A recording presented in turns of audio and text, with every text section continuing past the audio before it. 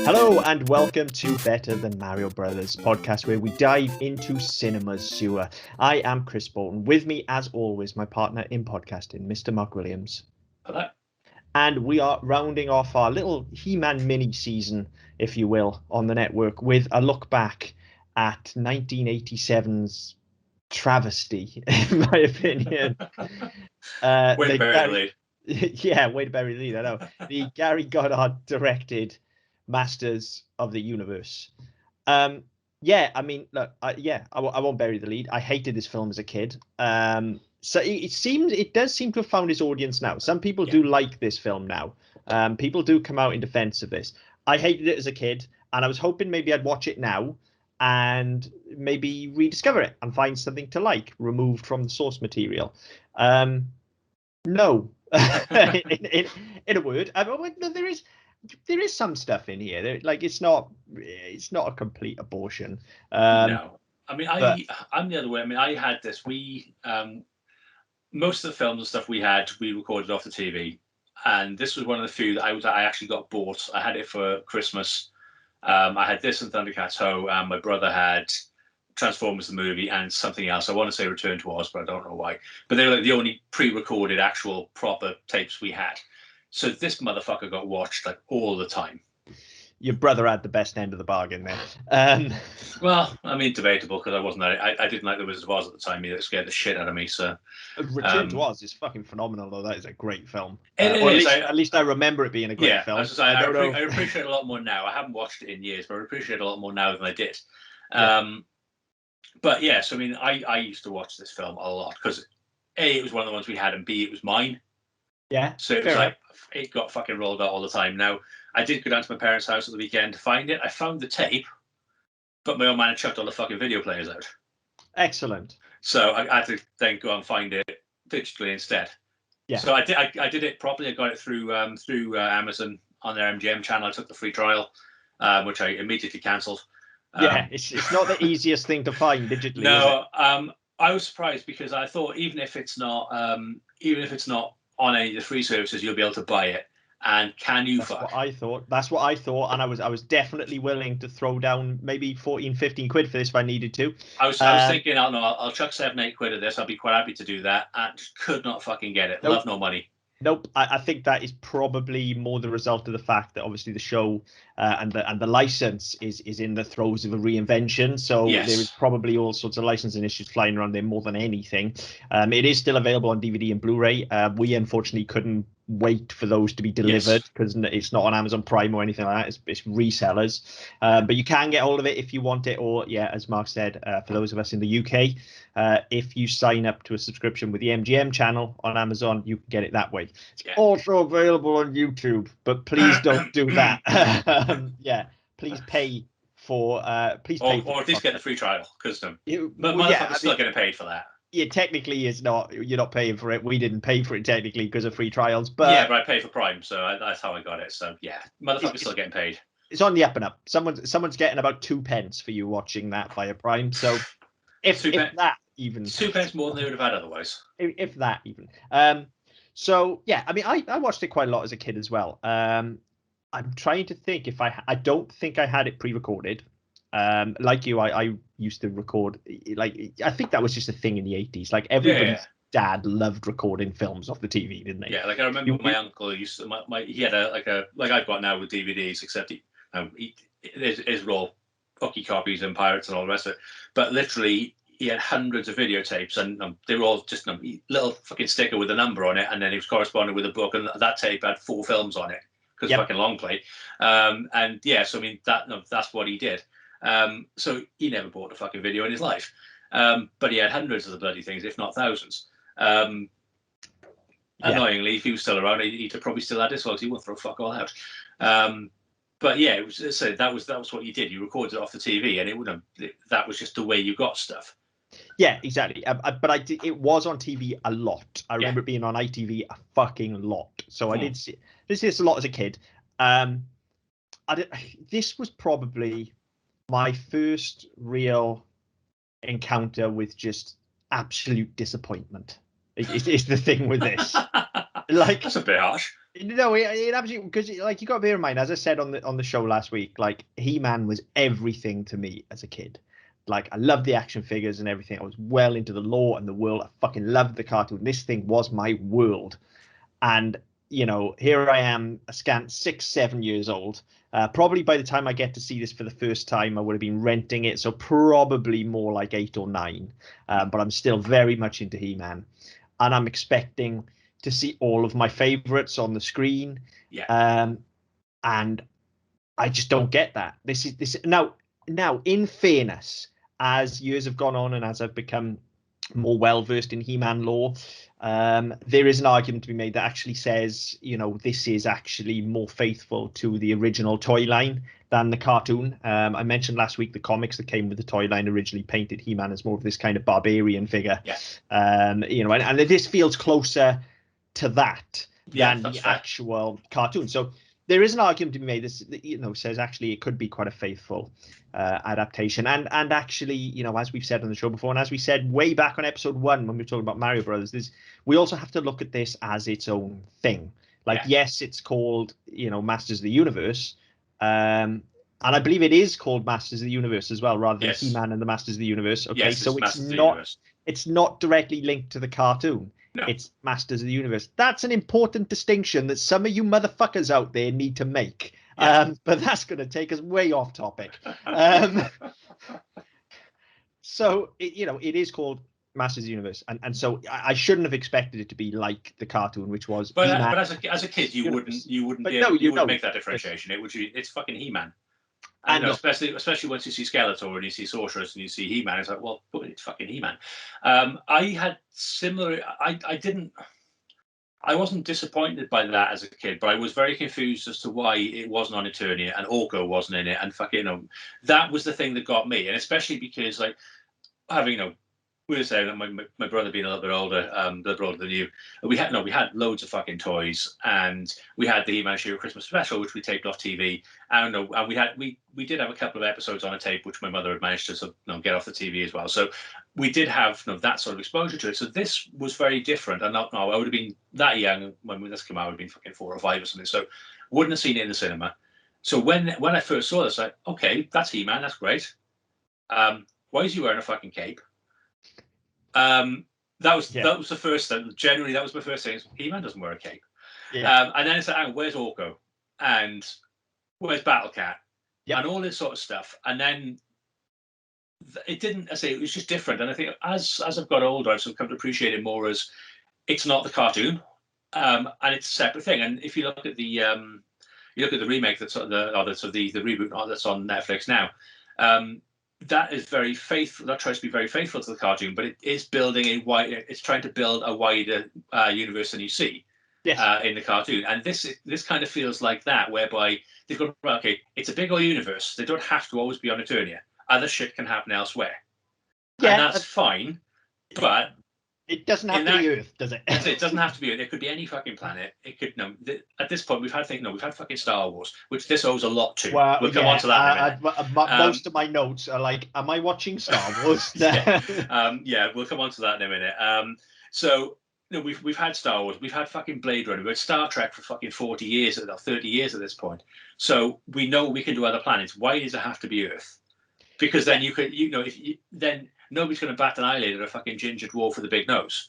No, I mean this is a very confused movie. That's the problem. I feel like there are actually two, and we've said this a lot with some of the other stuff we've looked at that we can't quite make our mind up on, and I feel like that with this as well. There are two decent movies in here. Yeah. Not brilliant, but passable. Decent.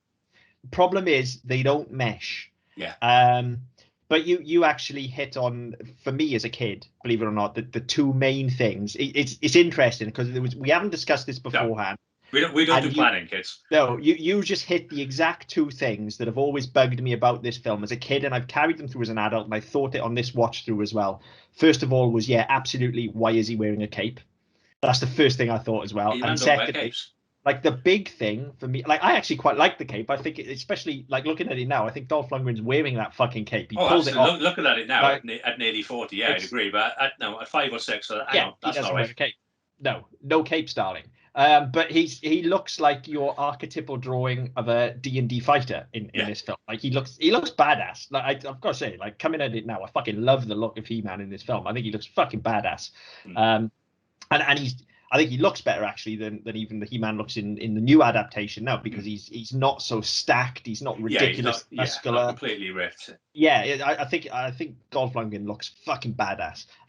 But the main thing for me that always bugged me and still does, and is the worst thing about this film, is that why have we got Gwildor instead of Orko? Like you like, look, we've had Jawas at this point. That's what Orko is. Yeah. Like why do you not have Orko? I don't understand the logic. And let's be fair, it's going to be easier to put a little person in that costume than it is to make the fucking prosthetic face. Gwildor definitely cost more than an Orko would have, without a shadow of a doubt. Yeah. And then all you do is you do away with him being this kind of engineer with the magical key, and you make the magical key magic. Yeah. I do that. And that's how Orko can use it. Yeah. Plus, that's straight away then, like, that's a character that we recognize. So, okay, we've got He-Man, we've got Teela, and we've got Man-at-Arms, who are the three most normal human characters. Yeah. So to throw Orko in at least gives us something mystical on that side, because it's not even like you're not having these sort of mystical, magical creatures, because we've got Skeletor, we've got Beastman, we've got Evil Lyn. Yeah. Like, just you've got the fucking one with the Beethoven fucking hair, like fucking Joanna Lumley after a night out. Karg. I don't rate. Like, did he ever exist in the toy line? No, I think he was new. I think he was new for the film.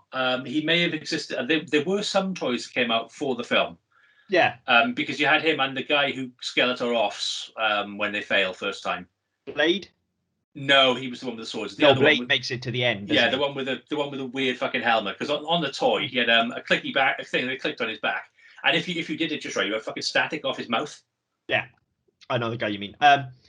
So yeah, there's no reason they could have had Orko. So that's always the thing. And I know that sounds right. That sounds, for all the criticism that I will level at any of the fucking dick hurt fanboys that are going on about the fucking new Netflix show. Yeah.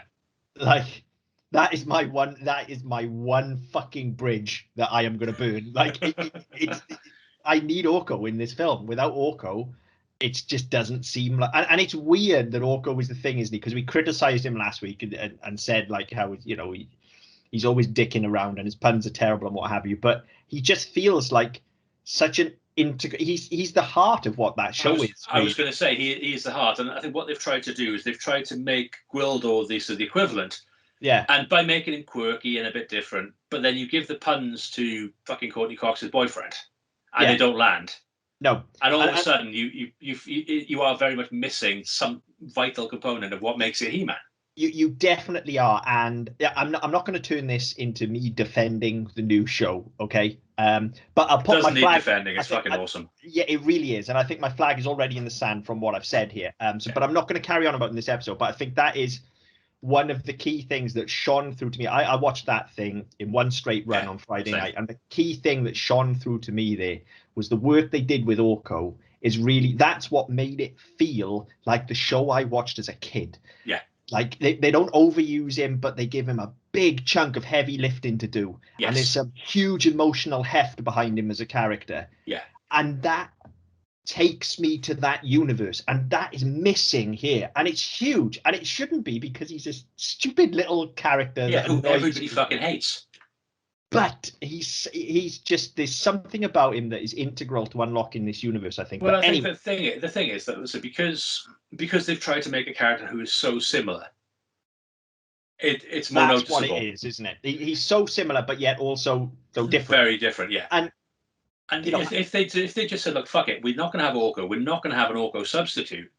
We're going to focus on this is a battle bit of Masters of the Universe. It's not a feel-good story. It's not a, how can we get away with this? This is all-out fucking war, which we don't see in the cartoon ever. Nope. No, this is battling for supremacy. This is fucking fighting. This is going to other planets and fighting over them. Fine, I've got a problem with that. Do that, and you say, right, okay, well, it's not the He-Man I know, but it kind of fits. And when they get back, you can have Orko can have a fucking cameo at the end. Yep. And they can tell him all about it. Happy days. But no, instead they try and voice fucking Gwildor on it instead, and you're just like, what's this fucking noise? Yeah, and it's literally I'm sure Bill Barty must be paid by the word because he said every line fucking twice. And look, here's the thing as well. Billy Barty, especially now as an adult, now I'm aware of his further work.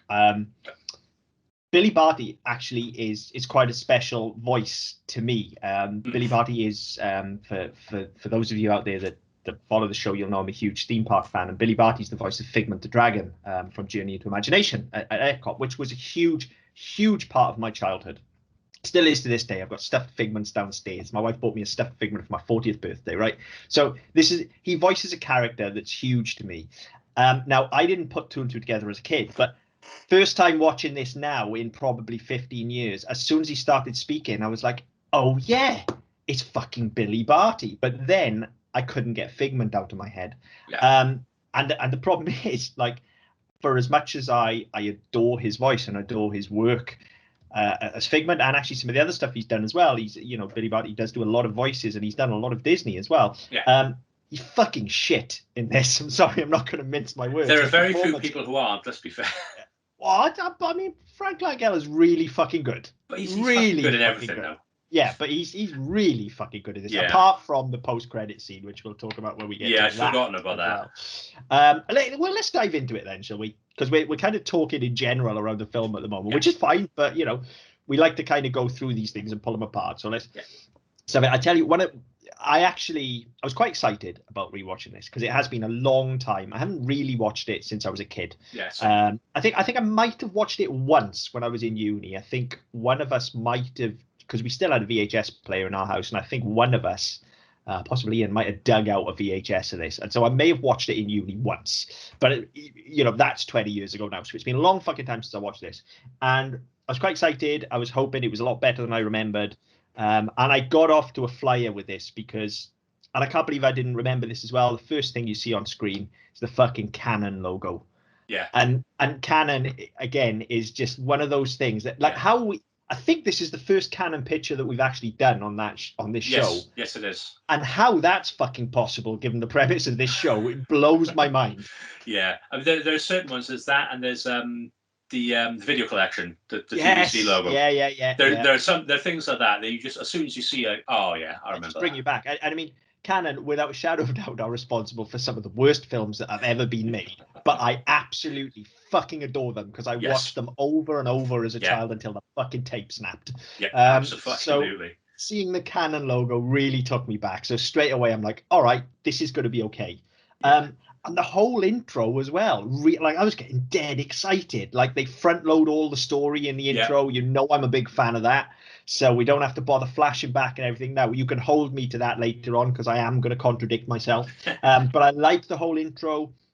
We get this fucking opening theme as well. And the first time we see He-Man fighting, we get this theme, which, like, literally, like, the composer's just been watching fucking Donna's Superman, hasn't he? Because that's exactly what I was going to say. When it comes up with Gary Goddard, I was expecting to say Richard Donner. Yeah, because that theme. Yeah, I mean, the theme, and even like the way they animate this, so the colors behind the credits, like, seriously, it might as well be fucking shooting around the screen in 3D letters. Yep, and he's got his cape on as well. Again, Gary Goddard, incidentally, just trivia for those of you out there, because I don't really think we're going to talk too much about the ongoing career of Gary Goddard here, largely because didn't really have one in film. But again, the park nerd in me does know that Gary Goddard has gone on to shoot just about every Q video you can think of for Universal. Like if you go to Universal Studios and there is a pre-ride section from kind of the 90s to early 2000s, Goddard has done it. That's what he went on to do after this. Which, fair play. He's carved a career out of himself. Yeah, motherfucker's got to eat, I think he actually opened his own company, but I wouldn't swear by that. Yeah. So there you go. So he's done all right out of it. And in fairness, I think, he does a reasonable job of keeping this on the rails. I was going to say, you've kind of got to go, well, you can only do so much. You've got to work with the script you've got to work with the cast you've got to work with the effects you've got. And actually, in terms of holding it all together, he hasn't done a bad job. No, there are decisions I probably wouldn't have made. But I think on the whole, this could have been a bigger train wreck than it was. Oh yeah, definitely. This definitely has the potential to be way worse than it is. So yeah, we get that opening theme. The credits are good, and then the Skeletor appears for the first time. Well, that was my thing actually. Because I remember, I didn't remember this from the time, but I remember watching it as I watched it last night. And that the opening bit where again the stormtroopers filing in, and I used the term stormtroopers as in actual stormtroopers, not Star Wars stormtroopers, because that's what militia were. Although they do actually look like Star Wars stormtroopers. Yeah, somebody just bought a job lot and sprayed them black. Yeah. So you get that, but then you get the close up of his feet as he's walking in with the cape on. Exactly the fucking same as the start of Jedi. Yeah, it is. It's a complete rip-off of Jedi. I mean, it doesn't get any better from there, but no, he is the Emperor here. I like Frank Langella is fucking great. Okay, yes. And I actually, especially watching it now as an adult, I think this is a fucking phenomenal performance. Yes. But as a child, and even now as an adult, like, this is not Skeletor. No, and I think this is the problem. Is that and the same problem with Langella and He-Man as well? Is that yes, okay, it's a live action version, but when you're a kid, you it's very different to sort of reconcile live action and animation anyway. So and like even when you go into things like the Thundercats movie and the Transformers movie you had at the time, they were still animated. Yeah, and I know you never saw. No, they never crossed paths. No, never the twain shall meet sort of thing. Your live action films, you had your Rockies, you had your Star Wars, and then you had your cartoons, and they never mixed, apart from Roger Rabbit. But that's a different story altogether. So this was for me. This was like, okay, that's somebody who looks like Skeletor. Yeah, but he doesn't sound like Skeletor, and he doesn't. He doesn't act like Skeletor. Is more crucially, the character is wrong. And again, we have to meet this on its own terms. Yeah, absolutely. We can discuss that with Mario's Band. It's interesting. We've done this with a few franchise movies from kind of the 80s and 90s now on this show. Yeah. Same thing happens with Mario. Same thing happens with Mortal Kombat. When it seems like in the past when they were doing these adaptations, there was very much a feeling of, well, we can't just take that because that's a fucking toy line or that's a video game. So we have to sort of age it up and we have to make it serious. Whereas actually one of the, I think, real triumphs of the MCU, one of the things that Marvel has brought us now is the acceptance of like, no, it can be exactly like it is in the comic or the show, like, because good is good. And if you treat it seriously and you go for it with all your heart and you go with it with love, then people will take that journey with you. Whereas I think what is missing from these adaptations of the time is this general kind of cynicism of, but this is stupid kid stuff. And so it's this trying to grow it up that loses so much. And actually, I think despite the fact that obviously he's got to play to a certain extent what's on the page and the production design has a lot to do with it as well, despite the fact that Langella isn't playing Skeletor as we know him, I think he is the only one, apart from possibly Dolph Lundgren, but the accent got in his way. I think he's the only one that's actually going, no, this is He-Man and Skeletor fighting. This is this is what it is. I'll play it with all the gravitas that is required to be the villain, but this is what it is, and he knows what he's doing, and I think he plays it very, very well. I was reading yesterday his the reason he took the role in the first place, his son was a massive fan. Yes, and so he wanted to do justice to that. It's like, well, if my son's going to watch it, he's going to be expecting certain things. He's going to be expecting Skeletor to be this. So this is where I'm basing my performance on. He's going to be fucking expecting Skeletor to call people boobs, and he doesn't. No, that's the problem. That's what's missing is the general comedy from Skeletor. Yes. And again, and you get it from other people though. You get it from Teela, you get it from He-Man. You just don't get it from Skeletor. And in every other iteration, and Skeletor has been different, and his backstory has changed in the other iterations of He-Man as well. But that kind of downtrodden, sardonic humor has always been there. That's like, I'll get you next time, He-Man, you bungling boob. And so that's always been there. That, like, I almost did it, but of course I didn't because I'm fucking Skeletor and the whole world's against me. That is essential to his character. Yes. And it's one of the things that they've nailed so well in the tone of the new one of like, as threatening and as evil as Hamill makes him, he's still a fucking idiot. Yeah. Like, you see him get beaten quite badly in the third episode. I mean, it's we want to give spoilers because obviously it's only a week old, but in some respects, with the series and also this film, actually, he's kind of the ape that got lucky. He's the one that evolved. He's the one who's the first one to realize he could use an opposable thumb. Yes, exactly. Like there's a certain amount of luck involved in everything that goes his way. He is smart, like especially again in the new one, he devises this whole scheme, but then you get the flashbacks, and he's again like just everything's going wrong for him. So there is again, not to spoil anything, there is a little part of me watching this new one that you just go, yes, go on, it's about time, Skeletor, go on, it's about time, kid. You've tried hard, fair play.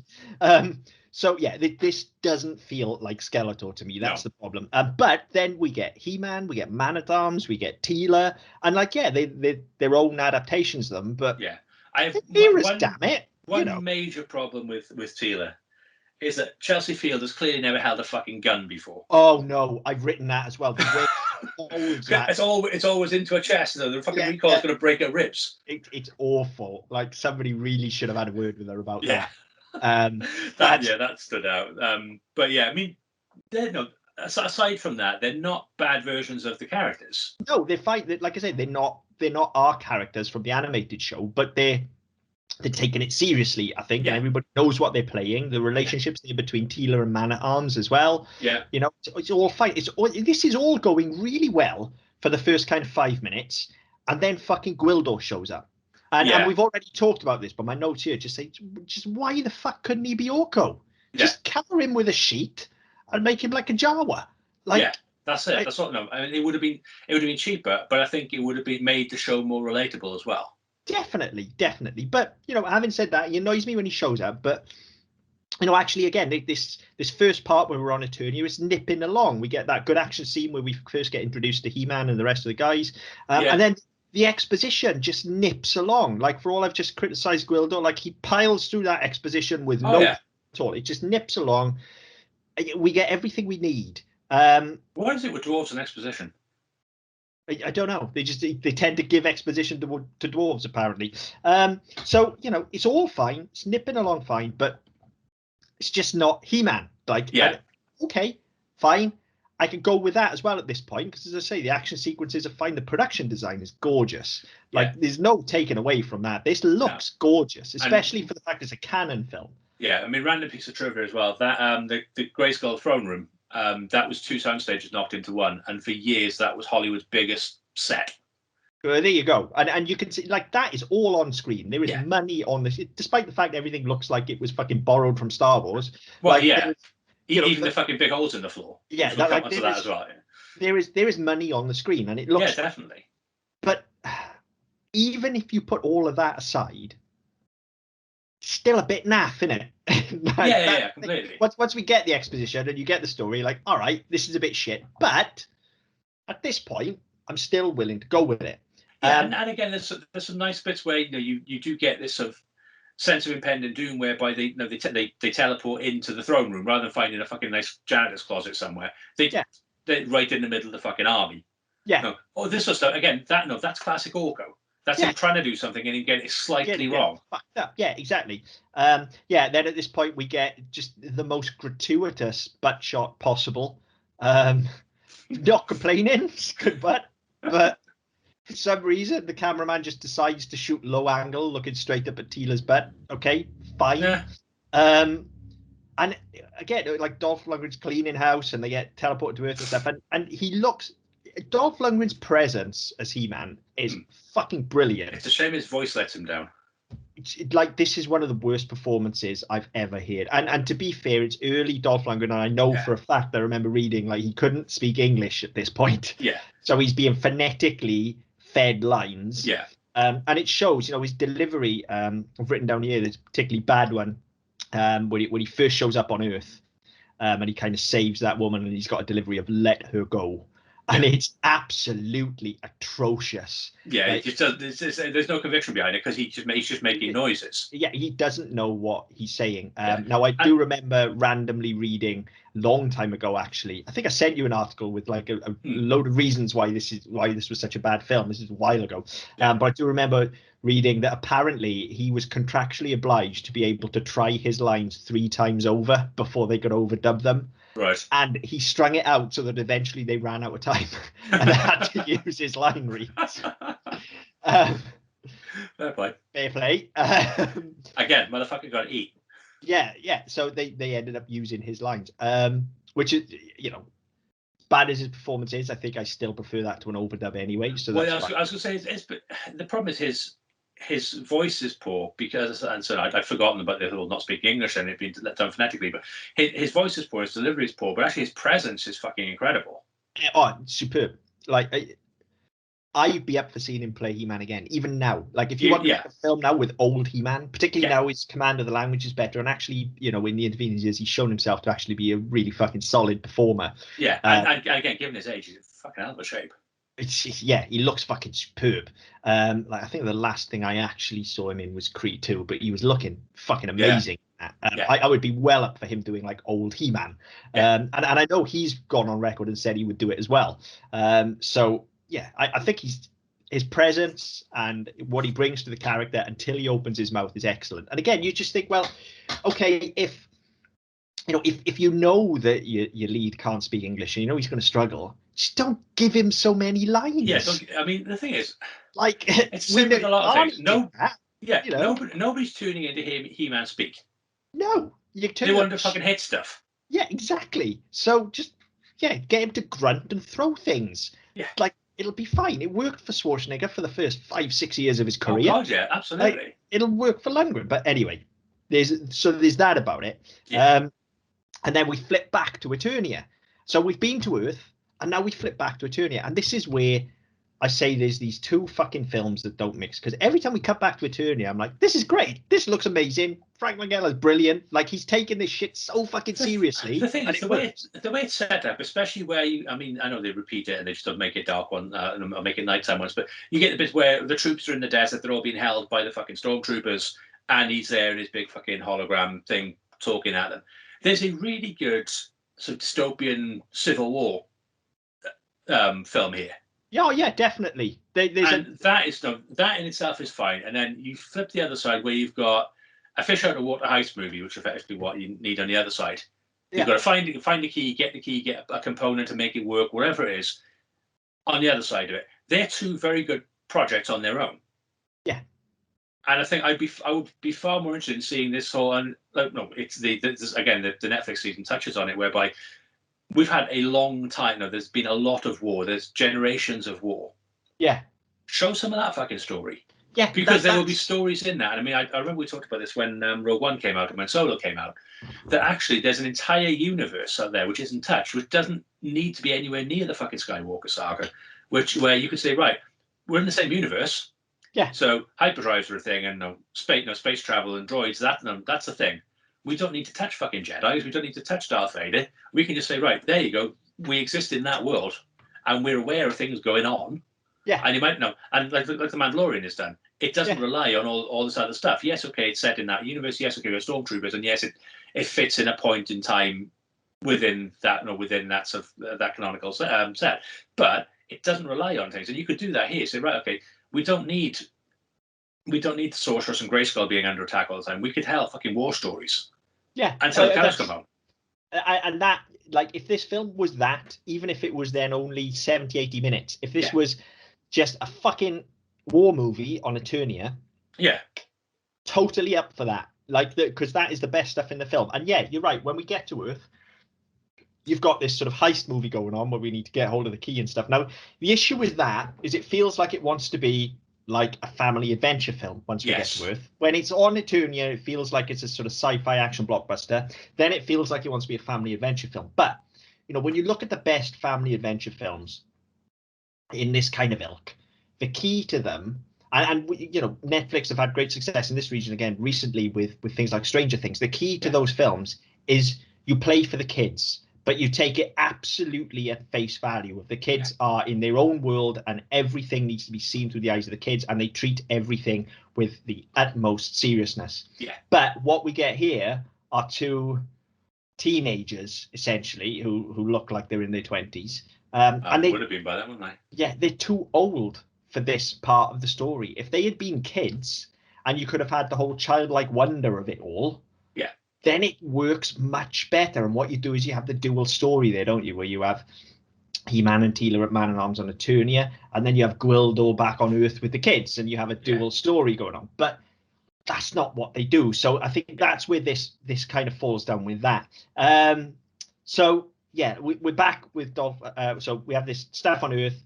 We're back to Eternia, then we're back to Earth, and they decide they're going to go looking for the key. And then we get the whole good journey or whatever. I mean, it's hardly May the Force be with you, is it? No. But it's something that they set up to use throughout the film because, again, this is almost Star Wars, but not. However, the first action sequence we get, before they get to Earth, there's a bit of fuckery with the key and stuff. Great, beautifully shot action sequence, works really well, and all of the action sequences actually work really well in this film.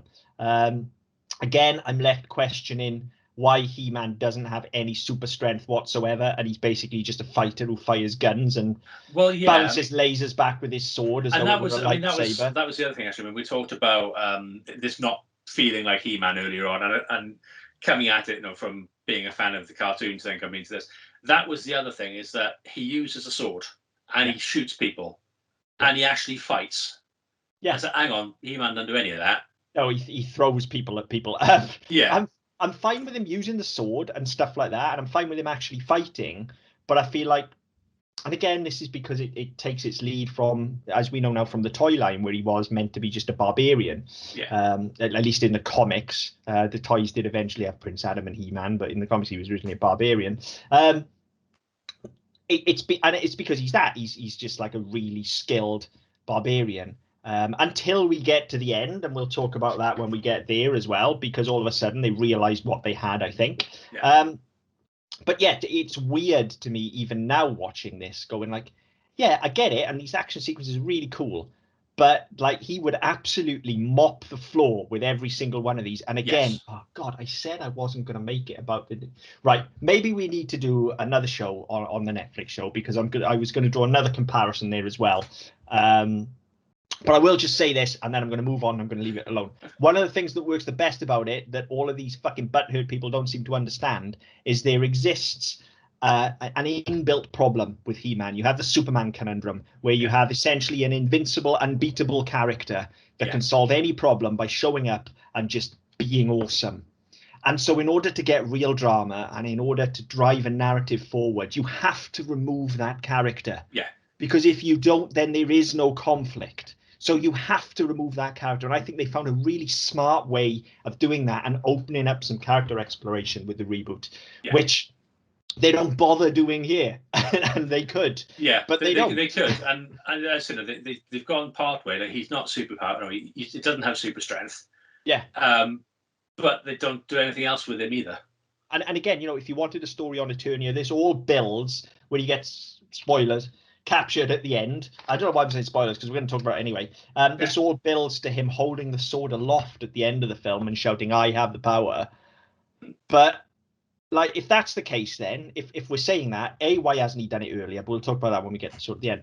But B, you could have set this whole thing on Eternia and just had Skeletor get control of the sword, and then it can be about He-Man. No, you don't have to have Prince Adam if you don't want to do the whole duality thing. It's just He-Man as a regular skilled fighter, because he would still be that. He would still have all of his knowledge and his training, just not the super strength. And it can be about the quest to regain the power of Grayskull. That's a much better film than what we get, and the fucking cosmic key and all of that sort of shit. Do you know what the thing with the cosmic key? I said it needs kids. What the cosmic key feels like is that it needs to be the He-Man She-Ra Christmas special. Where Orko ends up with an Earthling and they're explaining Christmas to him and stuff. It feels like it needs to be that kind of fish out of water. And again, that's where we're missing Orko. I mean, the nearest we get here is where right when they first land, and they're at the drive-in chicken place where fucking Julie works. And you get this thing about them not knowing what meat is.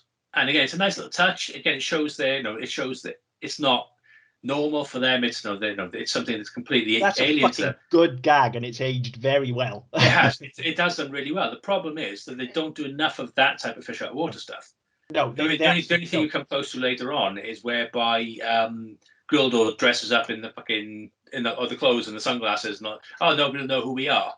Yeah. So, yeah, because nobody's going to recognize us now, a ginger midget with 14-foot ears. Yeah, it does to be the adventure film that it wants to be. It needs more of that stuff. Yeah. Yeah, it's really unfortunate because I do believe there is something there. But yeah, to get back to it, we get the good journey thing, and then we are introduced to Julie. Now, here's the other problem with the way the story is going. If you want to play the fish out of water stuff and you want to shift the action to Earth from Eternia, as much as I said I like all the front loading about what's happening in Eternia and who our players are, that's all great if we're going to dive straight into War on Eternia. But if this is going to be about the cosmic key and about these essential intergalactic beings essentially coming to Earth, then it's no good introducing us to Julie, who is a normal human, halfway through the first act. Yeah. Like Julie is our key to unlocking this. She's our cipher. Or at least you would think she would, because by the end, actually, it seems like it's more the dude is the cipher. Yeah. But these are our way in. Like, we should have started with them. If they're going to be important, we need, like, if Julie's going to be important, we need to start with Julie, because she's got the character beats here. She's the one that progresses. She's got the problem to move past. She's got the real emotional heft. Yeah. He-Man just wants to punch. Like, He-Man and Skeletor basically just want to fuck in this film. Or is that just me? No, because, I mean, and the whole thing when they're in the throne room before, it's no, leave her alone. It's always been about you and me. It's between us. Yeah. It's always been about us. Yeah. And it's just get a room already. Seriously. Yeah. They just want to fuck each other, right? It's not right. I'm glad it wasn't just me reading that. Like this, it does get very homoerotic between the two of them. Like, especially later on. If they gave Oscars for sexual tension, like these guys, seriously. But yeah, so we should be introduced to Julie first as last. And the first time we see He-Man and Teela and everybody, we should meet them with Julie. She meets them. Yeah. But, okay, we don't. So this is a bit of a fucking mess. Now, here's where it really starts to go off the fucking rails for me. And here's the first point where I just rolled my eyes and went, oh, fuck off. Okay, I'm just going to read you some dialogue here. So from Julie, from a young Courtney Cox.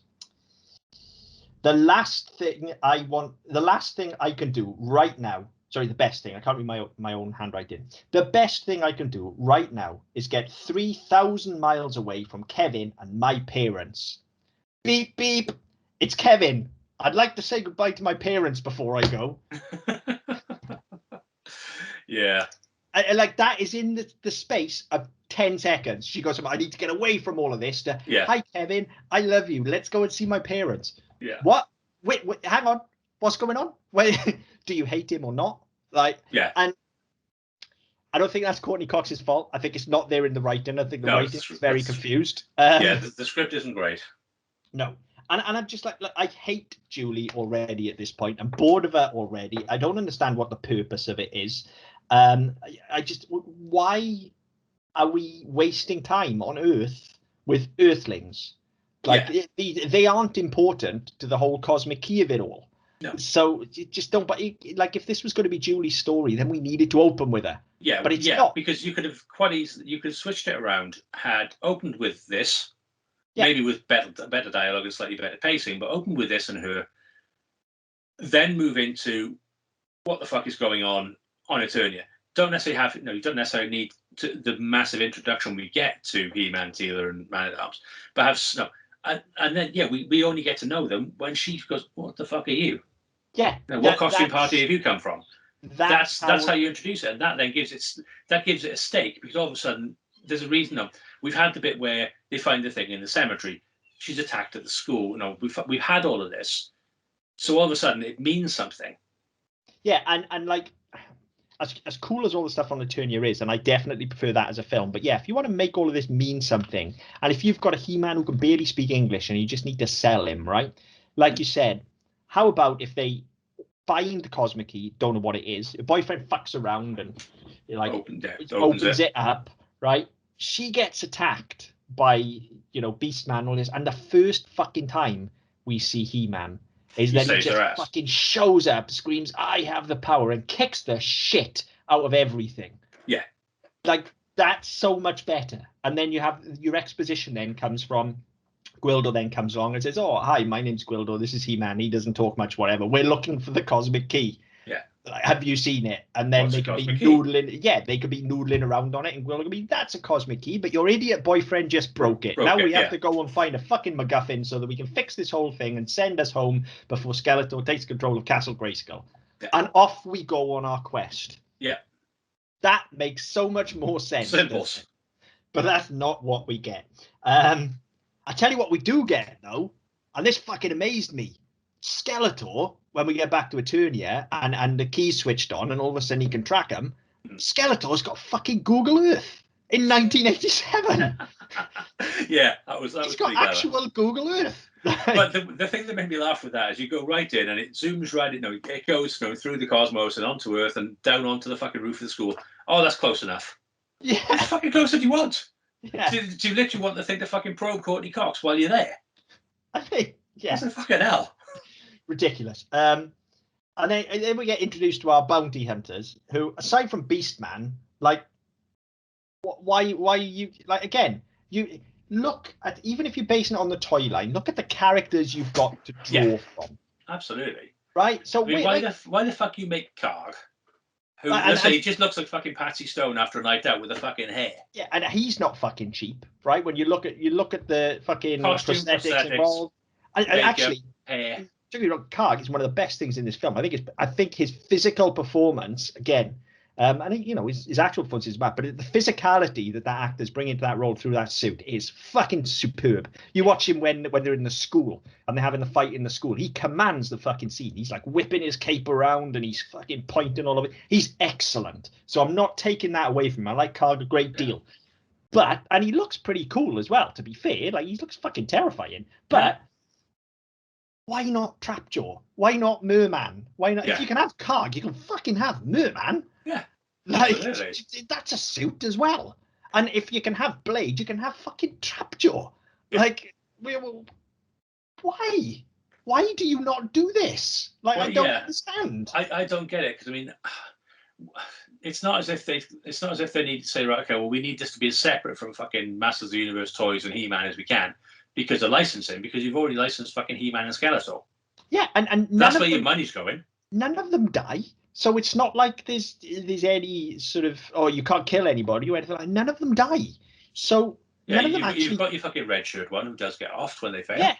So I don't, like, what a fucking own goal. Yeah, like, a completely missed opportunity. Like, even with Mario Brothers, like, I know they had their own iterations and they fucked them up, but at least they had Toads and Goombas and Yoshi and... Yeah. Like, it was all there. They made an effort. This is just like, we're going to invent our own characters because that's stupid kid stuff. Why? Why did you do that? Like, again, why reinvent the wheel? No, it's really... There's a reason why this sold... There's a reason why people would have been excited about this. It didn't sell particularly well at the box office, I know that, but there's a reason why people would have been excited about this, because it's fucking He-Man.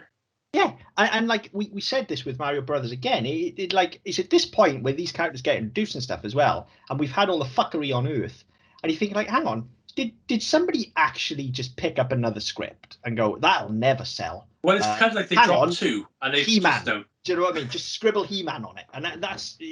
It feels like they've had two scripts and somebody's dropped them and the pages have all got mixed up. And they've picked them up and they're all fucked up. Yeah. It's another Name of the King job, isn't it? Where they just picked it up and gone, that can go. That'll do. Nobody would tell. But it does feel at certain points, and Mario was exactly the same, where they've just gone like, well, we kind of got something here, but I don't think anybody's going to show up to see this. Write He-Man on it and it'll be fine. Yeah. But no kind went to see it anyway. Yeah, exactly. So then that they show up. We have all the sequence at the school where they're chasing Julie down, and again, really well handled action sequence. Like, the action sequences are excellent. They're fucking thrilling, to be fair. And the physical performance, I say, from Karg, is superb. He's fucking excellent. Whereas Beastman, by comparison, was fucking woeful. Yeah, terrible. Like fucking Giant Gonzalez. Yeah, he's fucking terrible. Blade's not much cop either, but Karg is absolutely excellent.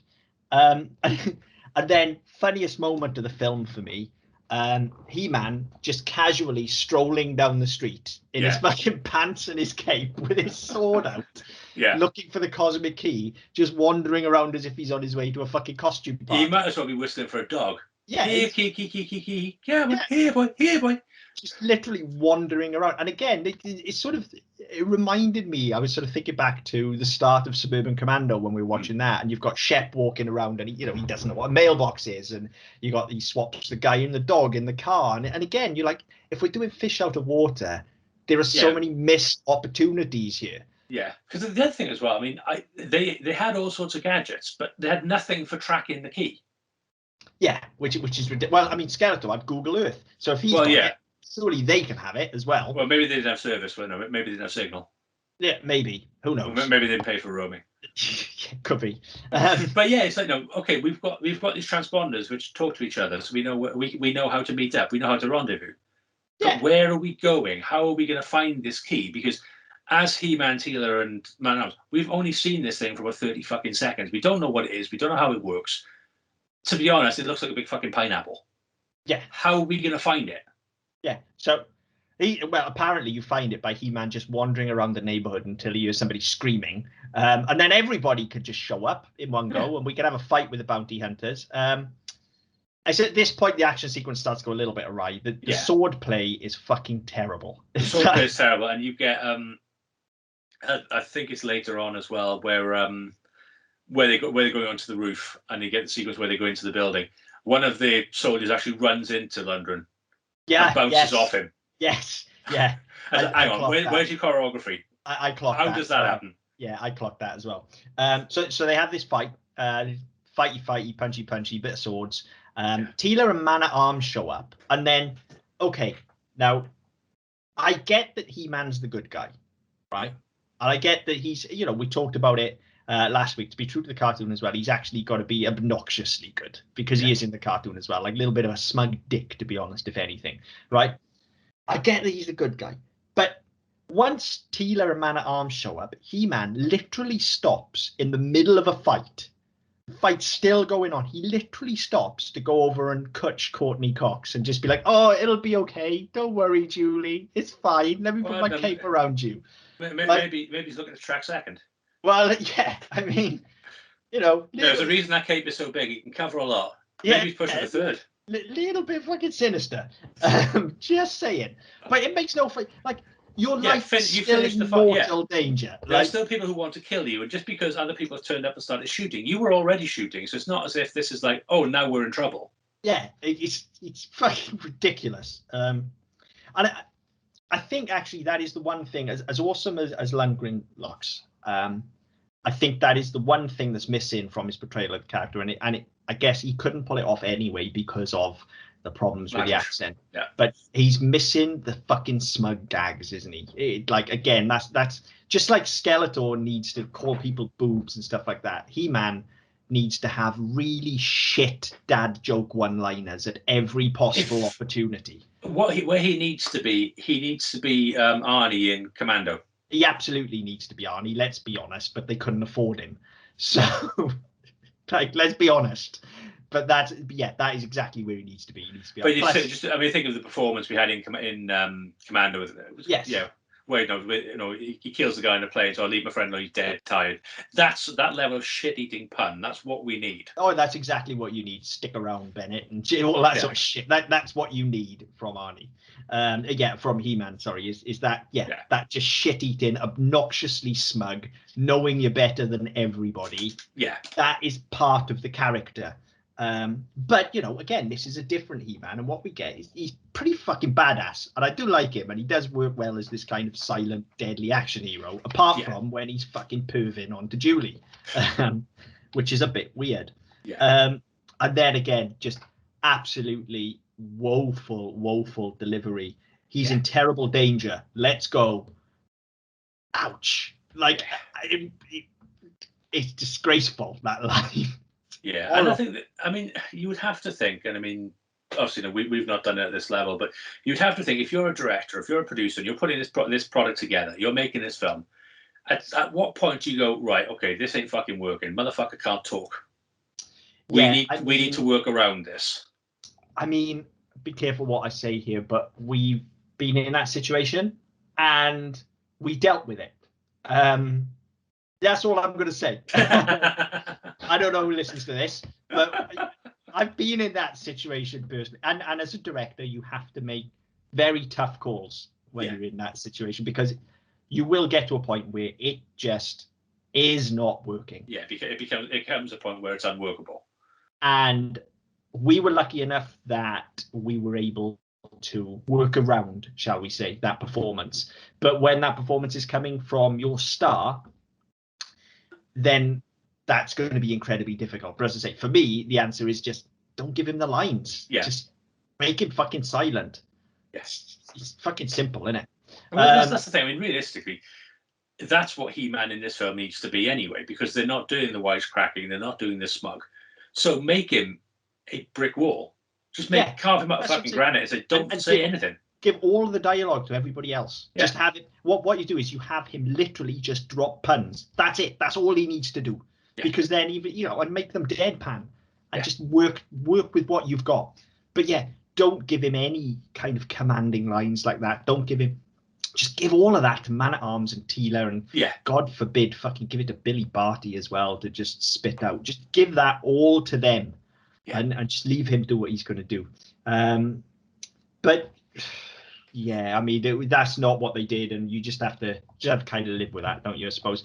But then, out of nowhere, in the middle of Act 2, James Tolkien shows up. Yes. Saves the film. Saves the film, but again, what's the fucking point? So story-wise, what's the point? And again, if the story we were going for early on was that this is Earth and this is fish out of water, then you introduce him very early on. Yeah, you give him, because He-Man runs afoul of him straight away. Straight away, or what you really do is have him run in with the boyfriend, whose name I keep forgetting, straight away. Kevin. Yeah, Kevin. You have him running with Kevin straight away. Look, I know it's typecasting for him, but you make Kevin Marty McFly essentially. He hates him. He's just got a grudge against him. He's no good. He's a musician. He's probably a stoner. He's a straight-laced detective, so he fucking hates him, and he's riding his ass all the way. So he starts as your antagonist, just like he does here, except he starts as our antagonist halfway through, so it doesn't work. Yeah. But if he's our key antagonist on Earth, and then he gets to the school, we get to this point, and this is where he realizes, oh shit, fuck, something's going there's on. Actual aliens. So I'm going to get my fucking shotgun and just start shooting people.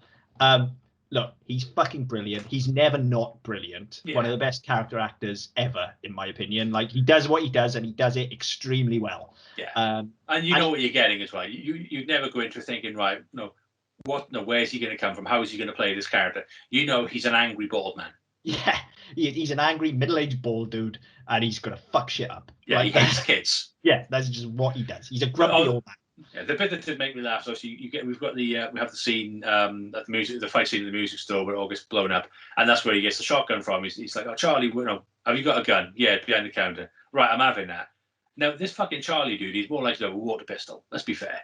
Yeah, he looks like he'd handle that shotgun about as well as I can handle a fucking jumbo jet. Yeah, but I don't know. I guess it's the 80s in what looks like a fairly rough. Do they ever say where they actually are? I don't think they do they? They're in California because the parents are going to Catalina Island. Ah, so they are. Yes, good point. He's taking the plane up to Catalina Island, isn't he? Yeah. Okay. So let's assume they're in Let's assume they're in downtown LA in the 80s. Like, there's nowhere near enough fucking knives. He's got a gun in that shop. Like, he's got to have a gun in it. Whether he's got a fucking pump action shotgun is another thing. Yeah. And whether we can actually pick the fucking thing up. But that looks good on James Tooman, so we give it to him. I had completely forgot he was in this film. I got to be honest, until he showed up, and then I was like, oh yeah. And for a good 10 minutes, then I was fighting again because I'm just watching him do his thing. He's wonderful. He literally shows up and saves the fucking film for me for the next 10 minutes or so. He just needs introducing earlier, and he's tying into this arc at Earth earlier. I kind of skip over a bit then, because for the next 10 minutes I'm going with it. There's a lot of fucking around looking for the key, and we're off. We're mid-act 2 here. We're off after our MacGuffin. Yeah, we're motoring along. Everybody's together. The gang's all here, and we're all looking for the key. All fine, and it's all working. Like I said, all the elements are here, and it works. It just doesn't gel then when we cut back to Eternia again, and Skeletor suddenly does Force Lightning, because of course he does. It was just a matter of time, wasn't it? And it's at this point that I just clocked out. I like by the time we come back to Turner again, I was like, it literally was like somebody flipped a switch. I just went, all right, do you know what? Bored now. No, yeah, how did you, like, I've literally written, I don't know if you could see it if I hold that up. I've written bored now. I do not care. I'm even doing the Drusilla voice in my head as well. Yeah, I just bored now. Yeah, I mean, I've got to be honest, this whole thing whereby the thing that really sort of took me, you get the bits of you have the fight in the music shop, and Evelyn appears as Julie's mother. Yeah, we get all of that, and you get the reveal there is horrible because obviously they just cut the camera away, cut back, and they've changed the actress. There's no effort to actually cut it back in. That looks fucking horrible. And then the Julie's response to that is she just she sort of doubles over, reels back, and puts her hands up and starts shouting no. And I think it's early season 3 of Friends where she changes Richard's voicemail to about being on a period, and she does the same thing there. And I just couldn't take it seriously. Took you out of it, so there was that, but also Meg Foster, who plays Evelyn, she I didn't know this. I thought it was an effect, but she has a silver pigment in her eye. I read that as well. Yeah. So yeah, she does. So she has it's this really haunting look. Yeah. Because her eyes are they just look so weird. But actually, it's like she's her own special effect. Yeah, she's fucking great as well. She is. Yeah. She is really good as well. Aside from the fact she clearly can't walk in her fucking outfit. To be fair, look at it. Yeah. So yeah, I'm bored because we're cutting back and forth so much, and it gets to the point where I'm enjoying my time with Skeletor so much, and I'm just getting into the stuff at Earth, and then we cut back to Skeletor, and I realize how much better that is on Eternia. Yeah. So we cut back to this, and I'm like, right, I'm bored. And then this stuff, sort of post music store scene where they have the fight in the music store, which is also where we really get a lot of close-ups of Tila holding that fucking gun, like stop or my mom will shoot. Yeah. We get the horrible woman at arms line, which is just disgusting and cringeworthy. It's horrible. Although for 1987, incredibly progressive. Incredibly progressive, yeah, but just doesn't fit, and the delivery's terrible. It feels shoehorned. It does, and like. The thing that makes it worse is you get the shit-eating grin that goes after it as well. And let's be fair, she's gone in and shot like 2 people. Yeah. They've done all the fucking hard work already. Yeah. But she's gone in, she shot some people, and she's like, yeah, I'm the woman at arms. Yeah, go me. Why she can't just be the man at arms? As she is in the new show. and it's a bet. If you're using it as a gag, it's a better gag as well because you're not a man, but you're better than the men. Yeah. Exactly. Just horrible. So that's horrible. Then we get the scene with Evelyn shapeshifting into Julie's mother, and aside from the whole Courtney Cox performance of it all, like, I'm sorry, but I've got to call bullshit on this. Like, how fucking dumb is Julie? Well, like, and I'd forgotten as well. Actually, I mean, I haven't watched this as a kid, and you get when they first introduce her, she's on about she needs to get away from her parents and from Kevin. Your automatic thing is, right, okay, well, her parents are dickheads and her boyfriend's a bit of a douche monkey. Actually, no, her parents are dead. My bad. But then it's like, okay, your parents are dead. And that's it. It's not really mentioned. And it's mentioned about 50,000 times that she's leaving. Yeah. But never why. It's because it's not framed as her story, which it should be for this to work. Yeah. So because of that, I kind of switched off by this point, and I remember the shapeshifter thing. But I was like, oh yeah, parents are dead. Plane crash. That's it. Yeah. So then the whole thing of I found the newspaper. Isn't that convenient? Because obviously, every self-respecting teenager will take a cutting from the newspaper article which tells about your parents' death.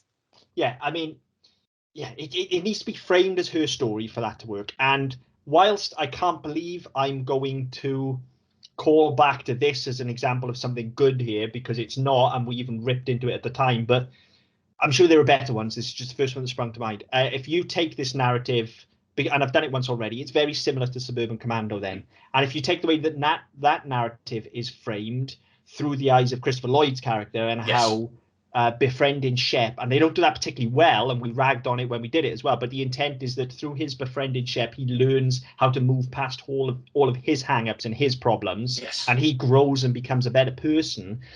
If you want Julie's story to work, that's what this needs to be. This needs to be, I'm guilt-ridden. I'm racked with guilt because of my parents' death. I don't know what I'm going to do with my life. I just need to run away and get away from here. Yeah. What this then needs to be is, here is this fucking badass ragtag crew from another dimension who are fucking shown up fighting to save their fucking world. Literal lives are on the line. Yeah. And you're going to... It puts my shit in perspective. It puts your shit in perspective, because actually what you're going to do is see how they get past all of their shit, and you're going to do it with them. And then you're going to realize that actually life is worth living, and you just have to move past it and get on. And that's what you want here, but that's not what we get. And it's some iteration actually, of that. Yeah, it's interesting actually, because I mean, for this part of the story, for the Earth part of the story, that's where they're sort of pointing towards without really doing that successfully. But then in a very short space of time, she will become irrelevant to the entire fucking conclusion of the story. Yeah, well, yeah, this is the thing. It's so, the whole Earth stuff is so half-baked. That's the issue. Everything on Eternia is pretty tight and works really well, and that side of the story works really well. It's all of this stuff with Julie and the fuckery on Earth that doesn't work. Even the stuff that just revolves around them looking for the key on Earth works well enough. I do have an issue with it, which I'm about to call out in my next point, but that works well enough. It's the Julie of it all. Yeah, but that's where the story. I see, you're right. That's where this part of the story, and even if you want to tell your two stories and merge them together, that's where this story needs to come from. Yes, definitely. Yeah, it needs to be framed as Julie's story. It really does. But yeah, I mean, how fucking dumb is she that her fucking dead mother, bag of fucking rocks, with guilt about, suddenly shows up out of nowhere and asks her for the exact thing that they're trying to protect. Like, it's like, we're doing secret work for the government, and some people are trying to stop us. That thing that you've never seen before, that I don't even know what it's called. I can't explain what it does. Get it for me. Yeah, and off she goes to get it. Fucking ludicrous. It would have been better to have Evil Lynn mesmerize her somehow. Yeah, like that would have worked. Yeah, but anyway. To be honest, again with that, to be honest, you're better off mesmerizing the boyfriend. Yes, because then she's got something to fight for. Yeah, that works much better. That's why didn't they do that? You just wrote a much better film. Well done. So there's that. But here's the problem with all of this stuff on Earth now, aside from the Julie of it all of our main story on Earth with He-Man and stuff as well. They have the key. Yes, I get that it's broken and Gwildo needs to sort it out and stuff like that, but they have. But it's not even broken at this point, is it? No, all they are doing now is reacting. Yeah. Like the only people, debatably, that have any kind of quest here now are Skeletor and Evil Lynn. Because they need to get the key off them. Yeah.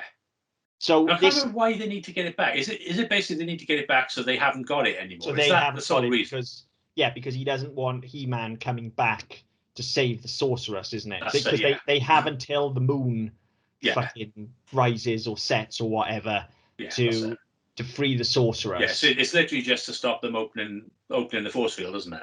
Yeah. Now, keep that in the back of your mind for when we get to our final act, because they're trying to just stop He-Man, Teela, and Man-at-Arms from getting back to Castle Grayskull, okay, by getting this key.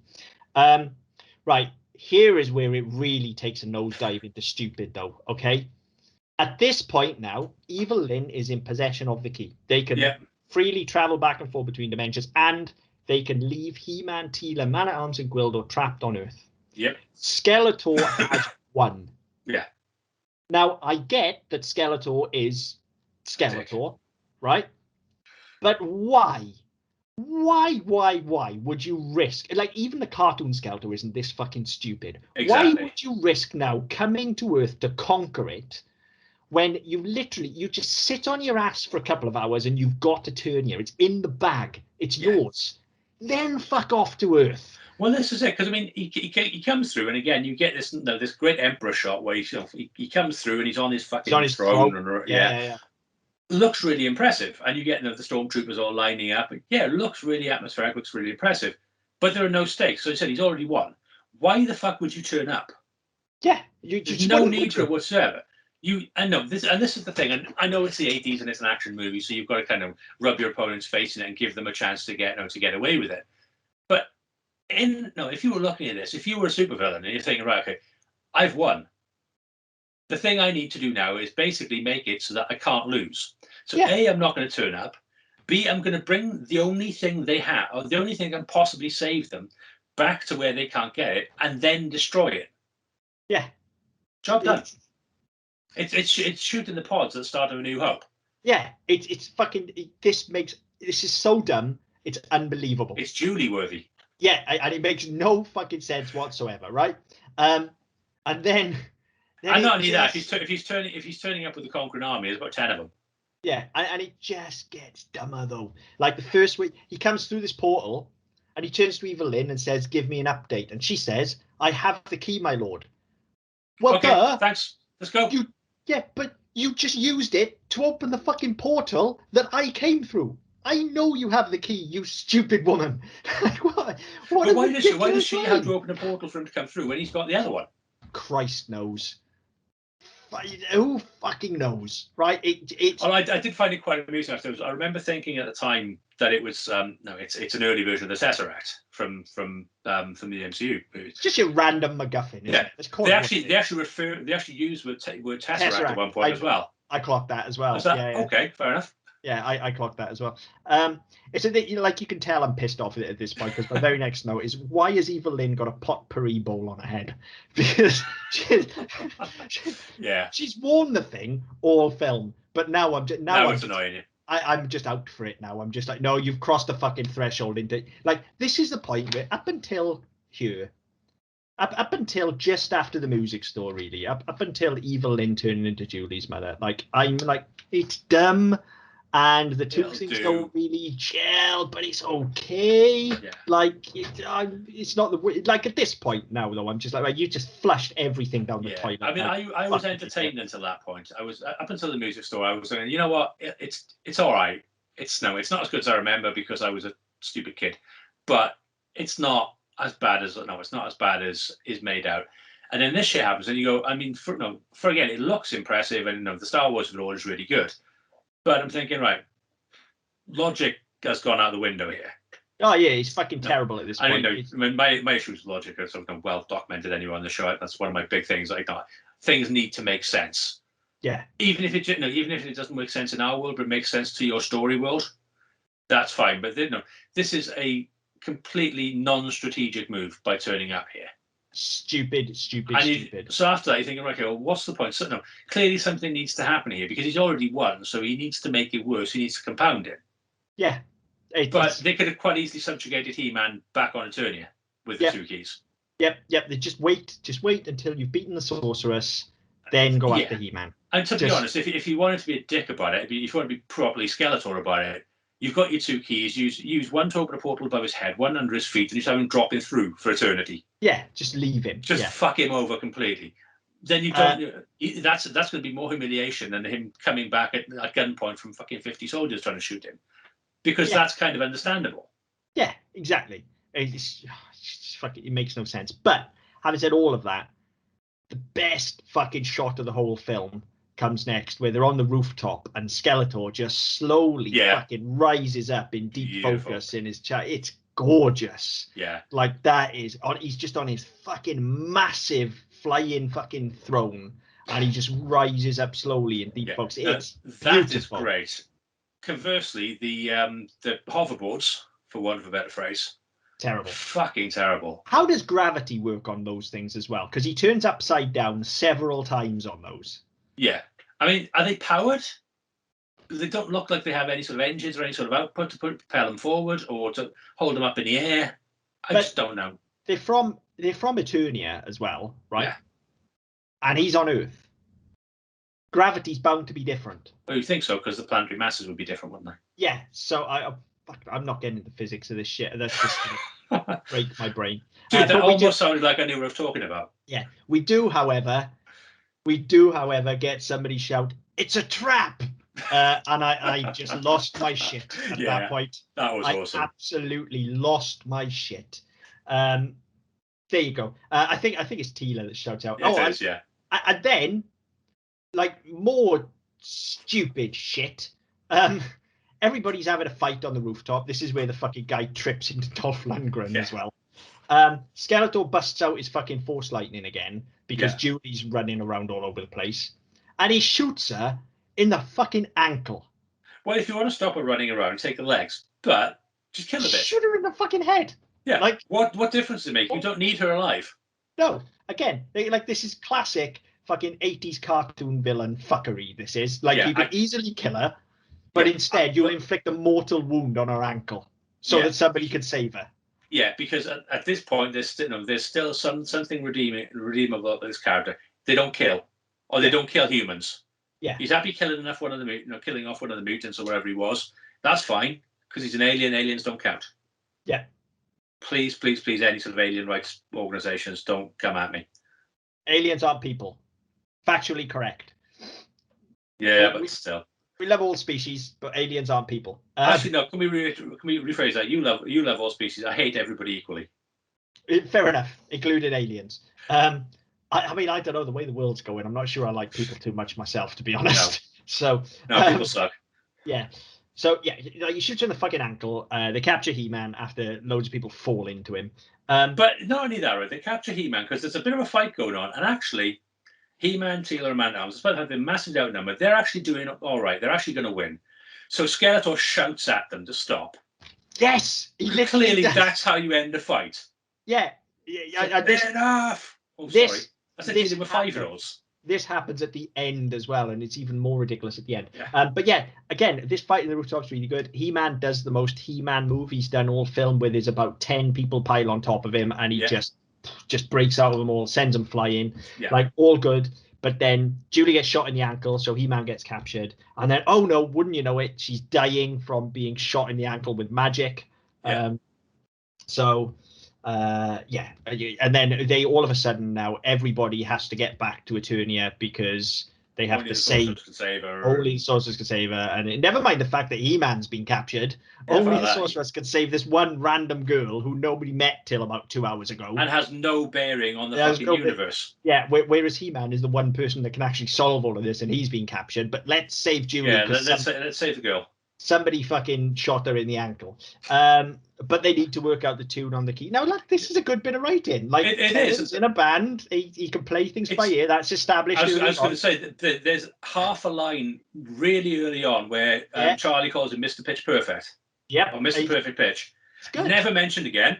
Nope. And then he comes up here and he's like, yeah, if I hear it a couple of times, I can remember it. I was like, that's really good. It's good. You haven't been battered over the head with it. It's worked quite well. Yeah, it's good. It's good. That's a good bit of writing. I'm down for that. It's the first bit of good writing. We're about 100 minutes in, but Well, I mean, there's some stuff. There is some stuff. Like I said earlier on, I like the front loading of things. That was just good. Again, it's and all the exposition worked really well at the start. It's just all this fuckery on Earth. Usually, this is the first good writing we've had on Earth, perhaps. Yeah. Back to Eternia. He-Man's being held in the throne room and being laser whipped. But before that, right, they take the sword and they put the sword into this computer chip thing in the arm of the throne. Yeah. Who the fuck designed that? Why is that there? Who knows? Because one day Skeletor hoped to capture He-Man, probably. But why is there a magic computer in the arm of the throne that is specifically designed for that sword? It is Grayskull, though, isn't it? So that could potentially be where the sword lived.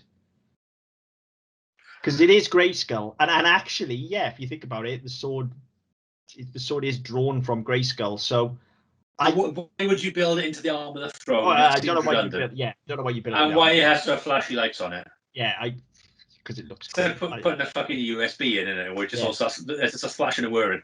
Well, no, because they put it in first time. If it was a USB, they'd take it out, turn it round, put it back in, turn it round again. And about the fifth time, then the fucking. I remember reading somewhere the average number of times it takes to put a flash drive in the right way is 6. Sounds about fucking right. I remember reading that's fucking ridiculous, but actually, I don't use them anymore because obviously everything's cloud based. But I still have several of them. Every time I go to use a, which way does that go? Oh, hang on. No, it's not that way. Yep. And sounds about fucking right. So He-Man's being fucking laser whipped. Yeah. And like this is fucking inexcusable. This shouldn't have been kept in the film, especially when it's a fucking effect shot and you can fix this. Like, he is reacting before the whip hits his back. It's terrible. Yeah. It's terrible. Like, the whip's nowhere near him. It's kind of like they've animated the whip and then put the film underneath it rather than the other way around. Where it's fucking awful. But all right, whatever, fine. So yeah, he reacts before he gets hit. And then Kevin needs to go back and save Julie, and they all end up in Eternia. And this is what the film has become now. This has become our third act. This is about saving Julie. And I get what we're meant to feel for them. I get that we're supposed to feel for these two young kids starting out in life, and this is their relationship. And they started out on the rocks, and through having this shared traumatic experience now and gone on this adventure, they realized actually they do love each other and they've got a lot to live for. And I get all of that. But we haven't done the work for it, have we? No, that's right. And it's a shame, because there is something there that could really take this to the next level. But anyway, there's that. Then Skeletor's got the sword, he's got He-Man, and we get the line, which I've just called out here because I watched this the day after watching Masters of the Universe Revelation. Now I, Skeletor, am Master of the Universe. Which is called out specifically in the new show. Yes. Although I dislike the fact that nobody called him Elton Johnator, because that's what he fucking is by the end of it. Yeah. Where I'm not being funny. Even if he's gonna he becomes the Master of the Universe, he becomes a god. He refers to himself as a god as well. Why the fuck does he go into this elaborate Dame Edna fucking gold costume with a holder and glasses? Seriously, what the fuck is that all about? Skelegod, isn't it? They literally reference this. Yeah. This is literally where they draw the inspiration from, the new cartoon as well. And I was like, well, yeah, I get it. He's supposed to look badass, but yeah, you're right. He kind of. Do you know what he reminds me of? There's been all these comparisons of late. I still haven't seen it. There's been all these comparisons of late between Snyder's Justice League and Joss Whedon's Justice League, and it very much looks like the fucking difference in design between those two. When you're looking at the armor designs, it looks like somebody's just looked at fucking, like when they were designing Whedon's Justice League, they just looked at this and went, that's what a badass interdimensional being needs to look like. Let's cover him in gold and make him look fabulous. Because that's the first thing I thought. That's what it looks like. Yeah. But yeah, I mean, it's fine. Langella's just going for it, isn't he? Yeah, I mean, Langella saves it. I mean, I remember it bugging me as a kid. I just thought he looked stupid. Skeletor always looked really mean and really scary, and then he just looked like a cock. Yeah, I mean, okay, yeah, he does look a bit like a cock, but it's fine. Langella's doing his best with it. And okay, so here we are now. And now Skeletor has power. All right, he's won, so he thinks he's got power and everything. But what are the stakes of this exactly? Because even when we had all of the preamble in Eternia and everybody's at war and stuff like that, what's Skeletor actually fighting for here? Well, what does this mean? Well, this is it. He is fighting for control of Grayskull to become Master of the Universe. But we never established what that actually means, what that entails, and what that's going to get him. Yeah, and more than anything, what does that mean for our heroes? And now, are they now going to be subject to slavery? Are we talking about a new dark age? Are we? Well, yeah, because I mean, if you were talking, we were talking earlier on about the stuff on Eternia having the basis of a very good Civil War aspect to it. You make this the end of Act 1, where he is now all powerful. Wow! And you've got to start back and build up. I know there were plans for that, Mark. Yeah. Funny you should say that, Mark, because I think some people should hold their tongues about that. Right, we're not going down that road. No, but I mean that would make logical sense. I mean, ignoring the Netflix show, and I agree with you entirely.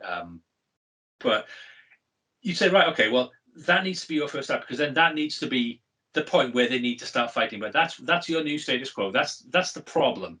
Yes. You now need to overcome. Yes. Yeah. And build from there. So then you do have an underclass where you've got He-Man and Man-at-Arms here fighting in the trenches alongside everybody else, trying to stop the oppressive heel of Skeletor and his army pressing down. That's where you build from.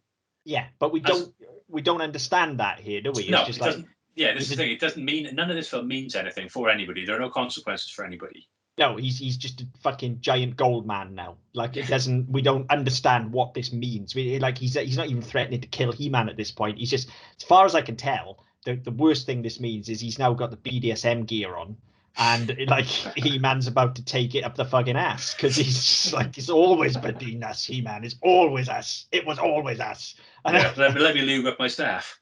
Yeah, so I don't understand what the stakes are here now. No. I don't get what this means. He's got the power, but he was already throwing force lightning and teleporting between dimensions. And he'd already captured an incapacitated sorceress. So yeah, there was no challenge to his power either. No, so I don't get it. I don't get what this means. And then he starts aggrandizing as well, and we get fucking fabulous line, which I've read that actually Langella actually just ad-libbed on the day, which I'll give him a pass for, because it's an awesome line. He lives it very well, but it really fucking bugs me from a story perspective. Because then he says, "Tell me about where are your friends, He-Man? Tell me about the loneliness of good. Is it equal to the loneliness of evil?" Okay, really good line, but here's the thing: doesn't fit here. Doesn't fit here, and also any good villain, Skeletor included. The villain never thinks they're evil. No. They have to be in the right. Whatever Skeletor is doing, he has to believe that he's right. Yes, he's otherwise he wouldn't be doing it. No, he's not doing it just because he's a dick. He's doing it because he thinks it's right. Yeah, and whether he thinks it's right that he should rule because he would do things differently, or it's not because it can be that he thinks it's right because everybody else is stupid and he's the most intelligent person in the universe and he's the best and he's awesome and they all need to live under his bootlick. That's fine. But then turn around and say, "Oh, and I'm also really fucking evil." Yeah, don't do that. That's not normal. And I mean, there is a gag about it. Again, we said we wouldn't, but in the Netflix show with Evelyn, where she's talking about her past, and she said, "I added evil myself." Yeah. It's that sort of self-aware, self-referential bit, which that's fine if that's what you're doing and where you're coming from, but that's not what this show is. That's not what this movie is. No, and it certainly doesn't belong at this point where he's won. No. The crowing does, or where are your friends now? That fits definitely. Yeah, absolutely. For all the bluff and bluster, all the fighting, all the people of mine you killed, you're on your own. I'm about to stick my foot up your ass. That fits. Yeah. But then I say it's a great line, but it just doesn't belong here at all. It is a great line, and as I say, it's delivered really well as well, which it should be because he's ad-libbed it, so you'd assume he knows how to deliver it. But it's almost like what you want instead is like, tell me about the loneliness of your righteousness, He-Man, or something, rather than good and evil. That's where it needs to come from. And then again, if you want to give this stakes and if you want to give this some pathos, you can run off then. It's like, where has it got you, Prince Adam of Eternia? I've dragged myself up from nothing, and now here you are under my heel, under my rule. And you get something out of that. That Skeletor's actually this nobody, just this demon from another dimension that happens to have been trapped here, that was just a fucking soldier in Hordak's army, just actually an apprentice to Hordak at some point. And now here he is, master of the fucking universe. Yeah. So there's something in that. And again, that's totally different. But I'm just an evil cunt. So it doesn't ring right with me, but it's great line. No. Very well delivered. Yeah, I agree. It's a brilliant line. As fuck, very badass. Yeah. And then like he escapes and stuff. Everybody shows up. Teela and Man-Arms, everybody show up. He-Man escapes. And Skeletor literally just stands back. Bear in mind, he's now a god. Stands back and watches them all fight and barks orders at them. Yeah. He's just watching from like you were saying, he goes, enough earlier on. He's literally just watching, going, get him! No! Yeah, he's like, hang on a minute. Yeah. You are the most powerful being in the universe at this point. Why literally are you just blink and make them all disappear? Yeah, what are you doing? But He-Man manages to get to the sword. This is the bit I fundamentally disagree with. He didn't eject the drive properly before he pulled it out. It's not going to work properly. Would have crashed the fucking castle, wouldn't it? We all know. But I mean, even, like with that, he tries to put his hand on it, and Skeletor's off for the Force Light and all the rest of it. Why does he just not make it? The sword is fucking entrapped. Again, he is a god. He can do anything. Yep. Fucking melt the sword. So as soon as He-Man pulls the handle, there's no fucking sword attached to it. Yep, do anything you like, but no, you're right. So He-Man draws the fucking sword from the stone. Yeah, and then we get the funky disco lights. Get the funky disco. He holds it aloft and screams, "I have the power." Now, again, right, we've gone this far, right? So why is it not by the power of Grayskull? Yes, I have the power. Okay, but not only that, why are we now 100 minutes into a 106-minute movie before we get that? What is the power of Grayskull? What does that mean? this is the important thing. Now, he doesn't refer to the power of Grayskull, okay? No. So I can give him a pass on that. But the important thing is I have the power bits. That needs to come from somewhere. We need to know about his power. The suggestion is there that when he draws the sword and shouts, "I have the power," he is powered up. Like, the suggestion is there. All of a sudden, you get the glowy lights and what have you, and he doesn't physically transform, but there's a suggestion that he is now more powerful than he was before. Now, of course, we all want that. That's what we fucking showed up to see, right? But if we're getting it now 100 minutes in, why didn't that happen? Like, when they're running around looking for the key, when they're fighting everybody else, at any point, He-Man could have said, "I have the power." And look, there's an easy explanation for this as well. And I just needed a line of dialogue to say this. And again, it's about removing that power to make him fallible. I'm all in favor of it. All you have to do is have him do it the first time he goes to Earth and then be like, "What the fuck? Doesn't work on Earth." So you have it right at the start of the film. Yeah, when they're fighting the army and all the rest of it. And he takes everybody out, gets to Earth, tries to do it, doesn't work, gets his fucking ass handed to him. Yeah, Superman 3, basically. Yeah, exactly. And then he gets here, like, again, then this moment is your ear punch then. This is like, yes, He-Man's back, and he's going to kick everyone's ass. And then you just have him mop the fucking floor with Skeletor at that point. Yeah. But we don't do that. And that's a fucking open goal. Like, that is so easy. Well, yeah, that was the thing. So I remember, because we get it then, and we get it at the end of the film, just for the credits roll as well. Yeah. So hang on, we've not had it for 100 minutes. We're twice in 6 minutes. Yeah. And it doesn't mean anything. It doesn't mean anything to anybody watching. No, so, because you haven't established it within your story. Yeah, you haven't established that He-Man is a powered individual. Yeah, and again, I'm all for removing the power. Like, that's where the real dramatic heft of your story is. I'm not saying that I want him to have the power throughout the film, because then there's no real tangible threat, and there are no stakes. You want him to not have it, because then he's got. I mean, it's been done so many times in so many better ways. I mean, most recently probably Thor. Again, take away the power of Thor, he's then it's just a big dude on Earth who gets his ass handed to him several times. Yeah, and then he earns it, and that's fine. I agree. I think that would work far better. So you get this bit where he all of a sudden he pulls out the sword, and says, "I have the power." Right? Okay, fine. What power? Yeah, great. Because is that the same power that Skeletor had? Have you taken Skeletor's power? And again, this is so easily explained by having him have it in the beginning, and you like show us the effect of it. Then when he doesn't have it on Earth, you have like just a little bit of bollocks from Gwildor about actually probably you can't use the sword as a conduit for the power of Grayskull on Earth. Too far away. Or too far away. The key's not working. Blah blah. Whatever. Right. Yeah. Maybe some bollocks around it. Yeah. Just write some fucking chuffer. Just fucking fill it in with whatever the fuck you want. Right. Yeah. Fine. Padding. Fine. Then he gets back here, and all of a sudden he can have the power of Grayskull again, kick everyone's ass.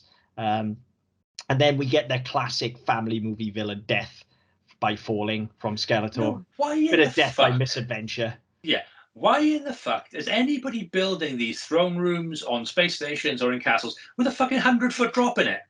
Why the fuck would you do that? Because the villain has to have somewhere to fall so the hero doesn't kill them and have blood on their hands. That's why. But clearly, Gary Goddard has seen fucking Return of the Jedi at this point.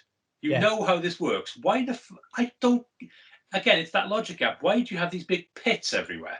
It doesn't make any fucking sense. I think they probably just designed that way. It's like literally they probably call it like the villain pit or something, where you just fucking that if shit goes down, that's where your villain's gonna fall. You probably never need it. Don't worry about it. Just go down there, clean it out once a year. You'll be all right. Leave it there.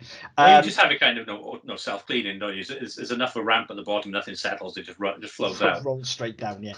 So so he falls down the fucking pit. But the bit I was on about with the funky disco lights actually is when they're having their fight, and literally the spotlight changes color behind He-Man every couple of seconds. Yeah, and for no reason, because they weren't doing that all the way along. The entire time that Skeletor was aggrandizing, the whole time where they were doing all this power exchange thing, it was all perfectly normally lit and it was all fine. And all of a sudden, it's like, oh right, okay, we need to backlight He-Man with red. No green. No white. No green, no red again, and it's just like they've got a button and they're changing the colours. They can't agree on what colour it's going to be. Yeah, they don't know what the colour of Grayskull is going to be, so they just throw it fucking all in there. Yeah. So that wound me up, and then the whole thing with the pit. I don't get why you'd have these pits there, but again, typical. No, it's a family friendly death whereby Death by misadventure. He dies because he fell trying to attack. He-Man didn't throw him in. Yeah. Even though the classic He-Man move would literally have been to pick him up and chuck him in. That is He-Man's signature move. Just pick him up, fucking throw him in the pit.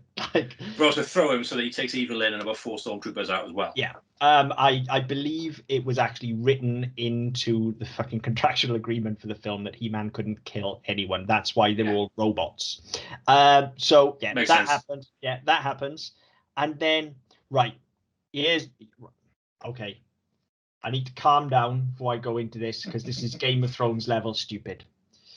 Take a breath, Chris. Okay, right. Yep. So Julie's whole thing is about she's feeling responsible for her parents' death. Okay. Gwildor literally offers to send her back in time to any point in time that she likes. Now, I have multiple problems with this, okay, and I'll address them one at a time. Her first reaction is, no, we'll just go home. To a home which isn't there anymore because it's been fucking trashed. Right. So there's problem number one. Then, as she's going through the portal, she suddenly remembers, oh no, hang on. Oh, my parents are dead. Hang on. I can fix this. So she shouts back through the portal, although Gwildor doesn't hear what she's shouting. And Kevin has already gone through, and the portal's already been set. And at no point, and I double checked this because it annoyed me so much. Yeah. At no point does she tell fucking Gwildor that her parents are dead and she feels responsible. So he would have no idea that she wants to go back. She doesn't finish the sentence. It's not as take me back before my parents died. It's I want to go back to. Yep. Now, so okay, so for that to work, okay, again, this had to be Julie's story. For this to be the end of our film, which it does, it does put an end on it, all right. But for this to be the end of our film, it needed to be Julie's story. And it's not because we don't open with her. Because then they look at the fucking thing and they see that, oh, we were actually there. We were actually in Grayskull. And then He-Man's in the little orb. It's like, yeah, but you didn't express any wonder at being in Grayskull. You weren't, like, aside from the fact she wanted to escape. And again, surely it's better then if they spend more time on Grayskull because she's escaped Earth. And then you can have a whole dramatic beat with her where actually, like, does she want to go back? Really? And this is where you work in her conversation with Gwildor then of like, oh, there's nothing back there for me, Gwildor. My parents are dead and it's my fault. And then, so all of this, like, can work really well.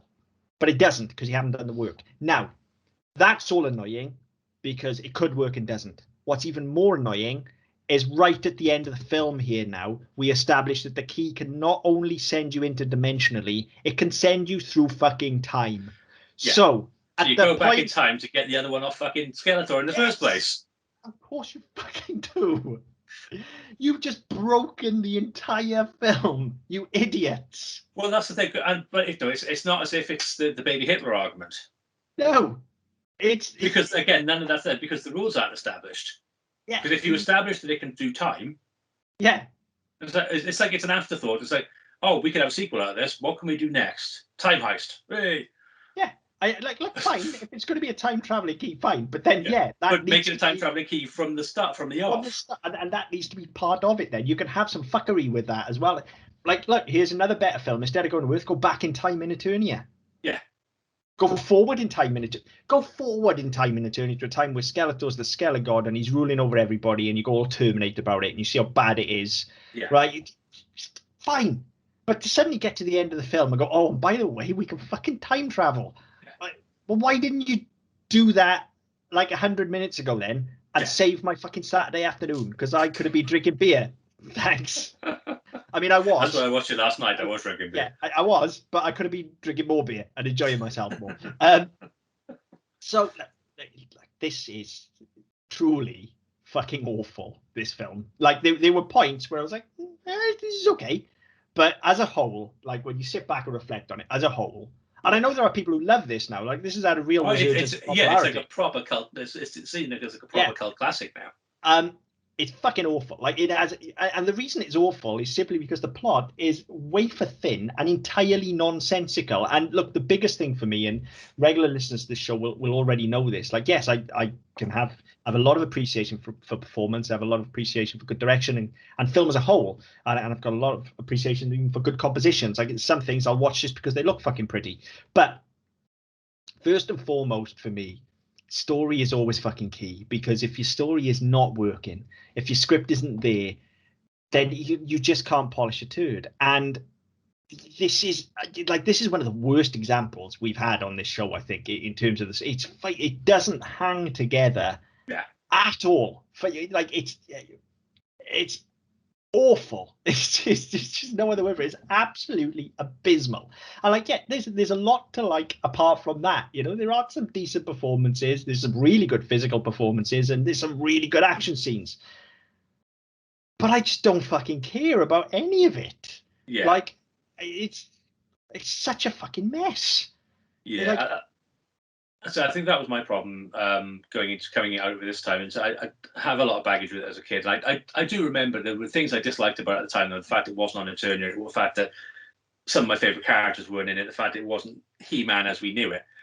But it's still something that, as a child, I would go back to and back to and back to, because again, we didn't have fucking loads of films anyway. Even the stuff we taped off TV, we probably only had a dozen or so things we would cycle through anyway.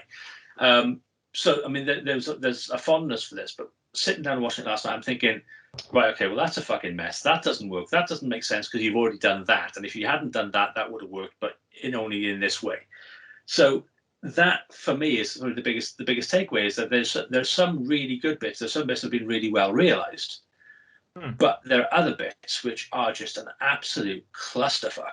Yeah, completely. And there are films we've watched, again, the likes of Mortal Kombat, for instance, that are equally as paper thin, but what they have, they make work, and then you can kind of know you didn't like it, but then I can kind of go along with the ride, because I'm like, well, it does at least fucking hold together just about. Yeah, there seemed to be a bit more form to that one. There seemed to be a bit more structure to that one. This is just like, oh, we've got an idea. That's only going to take 40 minutes. We've got another idea. That's shit. Let's make it He-Man. People will buy it if it's He-Man. Right, that's only 40 minutes. Right, let's smush them together, put some exposition in to drum it up to 100 minutes, and we'll be all right. And that's the thing. That's what this feels like. It feels like overreaching and underperforming is what this feels like, in terms of the script anyway. In terms of, like I said, production design and all of that, and some of the performances, they absolutely hit the mark.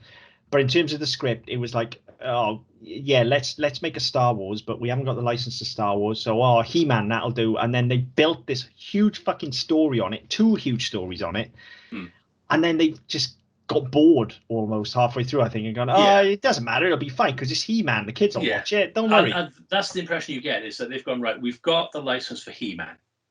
We don't want to make He-Man, we want to make Star Wars. Yeah. So let's do that, but with He-Man instead. We can't make it too similar, because people aren't going to buy He-Man in a Luke Skywalker role. So we need to make it something a bit different. Right, okay, well, we can make it this family adventure movie, but that doesn't really work with He-Man either, right? And it's just that they've gone, right, we've got some ideas, and we have the license for it. So let's just try and shoehorn it in. And I think it was David Selznick, when they bought the rights to Rebecca. It was like, we've got the rights to Rebecca, we're going to make Rebecca. But actually, when you compare the film to the book, they're fucking very different. Yeah. And it's that sort of thing where it's like, we've got the rights, we've got the license, but we don't really know what to do with it. Yeah. And look, sometimes adaptation can work really well. And we seem to talk about this quite a lot. It must just be the type of projects we pick. But it always works best when, even if it's completely different, you can tell that people just gave a fuck. And again, talking about Revelation as we have done, just understood the heart of the show. And that's what's missing here, is that it feels like they don't understand the heart of the franchise. And at a surface level, they've just looked and gone, well, it's just the skeleton guy and the big dude beating the shit out of each other. And we'll take a couple of supporting characters. We need a couple of women just to make it a bit more fucking balanced. Yeah. And we'll just do that. Yeah, and for me, like that's not enough. No, for me. That's not. That's not. When we look at things like Mario, which is also very bad, as we know, but I'm able to enjoy it, and actually, I do really quite enjoy Mario.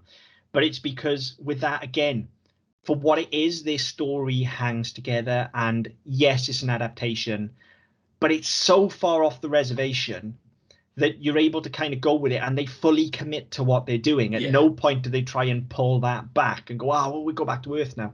they commit to it. Yeah, and it's like the difference is that they've kind of gone, right, okay, well, this is an interpretation of that world.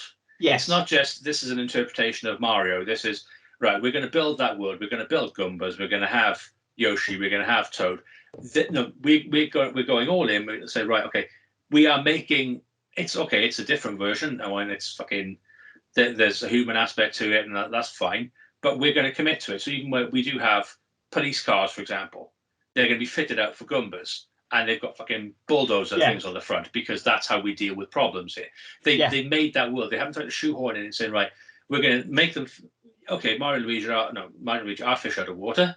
They're in a completely different place. That's fine, but at least there's a consistent world. With this one, it's like, apart from the fact they don't know what they're eating, everything is kind of it just works the same. We shoot stuff, it dies. We throw things, they go flying, and none of it really matters. And it could be anywhere because they've not done the work, or the production team haven't done the work to build that world. Well, I mean, I don't know. This is conjecture on my part, but it feels like they just built Grayskull, and as you say, it was a massive set, so they're okay there because it's internal. Yeah. And then they've gone, right, but we can't afford to build Eternia, so just fucking set it in LA. Be fine. Still, like, it's cheap. We just go out on the fucking street, be all right. Yeah, there'll be a backlot somewhere where those sort of sets are still standing, so we'll just go and shoot in fucking downtown LA. And that's what it feels like. It's half-assed. This whole film just feels half-assed, which is a shame. Because you look at them, you look at the quality of the cast you've got, and you've got Langella, you've got Lundgren, even at the start of his career, he has a great presence. Oh yeah, absolutely. You have that. You've got a recognizable product, and you just piss on it. Yeah, totally. And like I said, that seemed to be par for the course. We've done a lot of these late 80s to mid 90s and early 2000s adaptations of things now, and it seems to be par for the course where people just go, it's a license, fuck it. And that worked the other way, particularly with video games. Every fucking video game that was based on a movie was a lazy fucking side-scrolling platform shooter or whatever. That was just it. We got the license, people would buy it. Whereas, and that's the surprising thing with this. I mean, this had the Masters of the Universe license, and it grossed $17 million. I think people just knew it was a turd. I think word must have got out. It must have. And I think not only that. I mean, I think that there would have been a general consensus that it was going to be shit. But actually, when you just started seeing trailers and stuff. I mean, I watched the trailer last night. That's on the MGM channel as well. And you look at it and go, what the fuck has this got to do with He-Man? And that's the thing, isn't it? And I think you can tell from the poster as well, to be honest. You don't look at the poster and think He-Man. You look at the poster and you think, / Star Wars, with the way you've got Skeletor behind him and stuff as well. You're like, and you've got Julie and Kevin in the foreground, and with the way there's like some cartoony light to it, and so I totally understand how it bombed, and especially I think I can understand it bombing in the cinema because like word of mouth, particularly then, would have been a big thing in the cinema because in the 80s you had to really want to go to the cinema to go. It's not like now where every fucking town's got a multiplex. Like you could have waited fucking months to see this thing. So somebody would have told you that it was shit. But you're not going to bother. I don't understand how it didn't blow up on home video. But I mean, it just, like I say, it was always on TV, so I think maybe it found an audience there, and it's certainly found an audience now. I know people do fucking like this now. People fucking love it. I'm not one of them, I'm afraid. I will not be bothered if I never see this film again. I really won't. No, I mean, I've not seen this film since I was a kid, probably since I was about 7 or 8, maybe a little bit older, maybe call it 10. I mean, that's still the best part of 30 years I've not seen this fucking movie for. I went out of my way to find it because it's not widely available. By out of my way, I mean I drove fucking 16 miles and rifled through the attic in the fucking baking heat on Sunday. Yeah. Found the cunt and then realised there wasn't a VCR there to play it, which I was quite annoyed about because my VCR was supposed to be there somewhere, but my old man threw it out. So I mean, I went looking for this thing. I've found it another way. I sat down and watched it, and I've gone, yeah, I can remember why I liked it, but fuck me. I can totally see why you would have liked it as a kid. As I say, I personally didn't because it always just pissed me off. It wasn't He-Man was the problem, but I think I was okay with that to a point. Yeah. I mean, it's not the film I'd have watched most often. I mean, in our house, there was a sort of cycle between Star Wars, New Hope, Empire, and Jedi, Jason and the Argonauts, Clash of the Titans, all that sort of shit. And then we'd occasionally dip into this or into Transformers or Thundercats. Yeah. So, I mean, this wasn't on every... there was a point with Star Wars, certainly with Return of the Jedi, where my brother and I could be playing. One of us would leave the room. We'd go and get a drink. We'd go for a piss, whatever. We'd come back, and we'd still saying the fucking words in time and all the rest of it. Yeah. Never the case with this, but I remember watching this a lot. Yeah. But so there must have been an appeal there somewhere beyond the fact it was He-Man. But for the fucking life of me, I can't remember what that is. No, I can't remember what it would have kept me going back to it. I certainly can't remember. I can't see anything now that's going to make me go, I want to watch that again. Yeah, no, I never want to watch this again. In case you can't guess from my tone, I do not think this is better than Mario Bros. I really don't. I think actually Mario is one of the most direct comparisons you can draw because they're both licenses. They're completely different. And 100 times out of 100, if you put the two in front of me now, I'm watching Mario Brothers. Yeah, me too. I mean, I wasn't as taken with Mario as you were. But yeah, I think I have a reaction to Mario that you have to this. I think is the thing as a kid, so that counts for something, definitely. Yeah, it does. I mean, there's certainly that sort of nostalgia is very much a part of all of this. But yeah, I mean, for me, not better than Mario. I mean, I didn't take to Mario as much as you did, but this is not better than Mario at all. Definitely not. As always, we'd love to hear people's thoughts. Just generally on this film, or we may have mentioned there's a show on Netflix. We might have mentioned that once or twice. If you've got opinions on that, look, if you wanna come for me on that, I'm up for it because honestly, I'm with you on that one. Blood fucking boils reading some of these comments. Seriously. I mean, I've read some comments. I've avoided a lot of them. I mean, I may have done an impression of you on Friday and cried a little bit. Do you know what? I'm surprised I didn't. I nearly, and no spoilers, but I came very close at the end of episode 4, and I managed to hold it together, which amazed me. I guarantee you, by the time we reach the end of the second season, where like a little bitch with a skin knee, a character finds out the actual revelation, which is obviously what they're talking about in the title, and has to ascend to their throne of power. I will cry my fucking eyes out. Absolutely. But yeah, I did cry a little bit, which is not like me at all. But yeah, so I'm on your side on that one. But yeah, apparently, people didn't like it. I don't understand why. Apparently so. I don't understand why.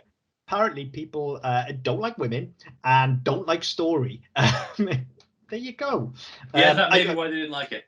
Yeah, this isn't going to be that podcast. If you want us to do that podcast, let us know. Let's have it. I can talk about that show for... Well, we're an hour and 53 now. It should probably be less by the time you listen to this because of edits and shit. But I could talk about that show for 2 hours. No fucking problem. I can probably talk about that show for longer than the fucking show. So if that's a podcast you want, listeners, let us know by all means. If you just want to attack me in the comments, by all means as well. I'm going to come back at you because I will defend that fucking show all day long. I thought it was absolutely fucking wonderful. And I think as well, what is key to remember is that we've only had half of it. Yeah, well, this is the thing. This is the thing that bugs me with it is that people we may end up cutting this. This is Netflix's fault as well. Yes, we just got to say that as well. You got put the blame where it fucking lies here. Yeah, and we're both self-confessed Kevin Smith fans as well, so front street on that one. But you got to put the blame where it lies here. This is clearly the first act and a half of this story, and to me at least, and I could be wrong, and it could be that we get to the second part of this and I'm furious as well, but to me at the moment I am 99.999% recurring certain where this story is going to go. I don't know how we're going to get there, but I know where this story is going to go, and it tracks and it makes sense. Of course it does, and all of the fucking problems that people have with this are going to be addressed because you can clearly see the story moving towards them. Exactly. So I mean, that's an important part to remember. But yeah, I mean, whatever your opinions on the movie, on the original show, on the reboot, on the various iterations of the show, because there've been some fucking stinkers as well.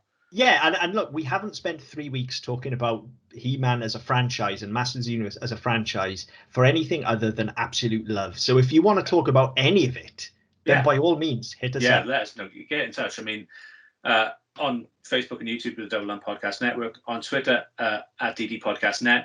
You can go to our website, ddpodcast.net. You can get in touch with us through there. Wherever you get your podcast from, be it iTunes, Spotify, Stitcher, Amazon Music, Google Play. Like, share, subscribe, leave a message, leave whatever you want, to be honest, and we'll get back to you as best we can. But until next time. See you later.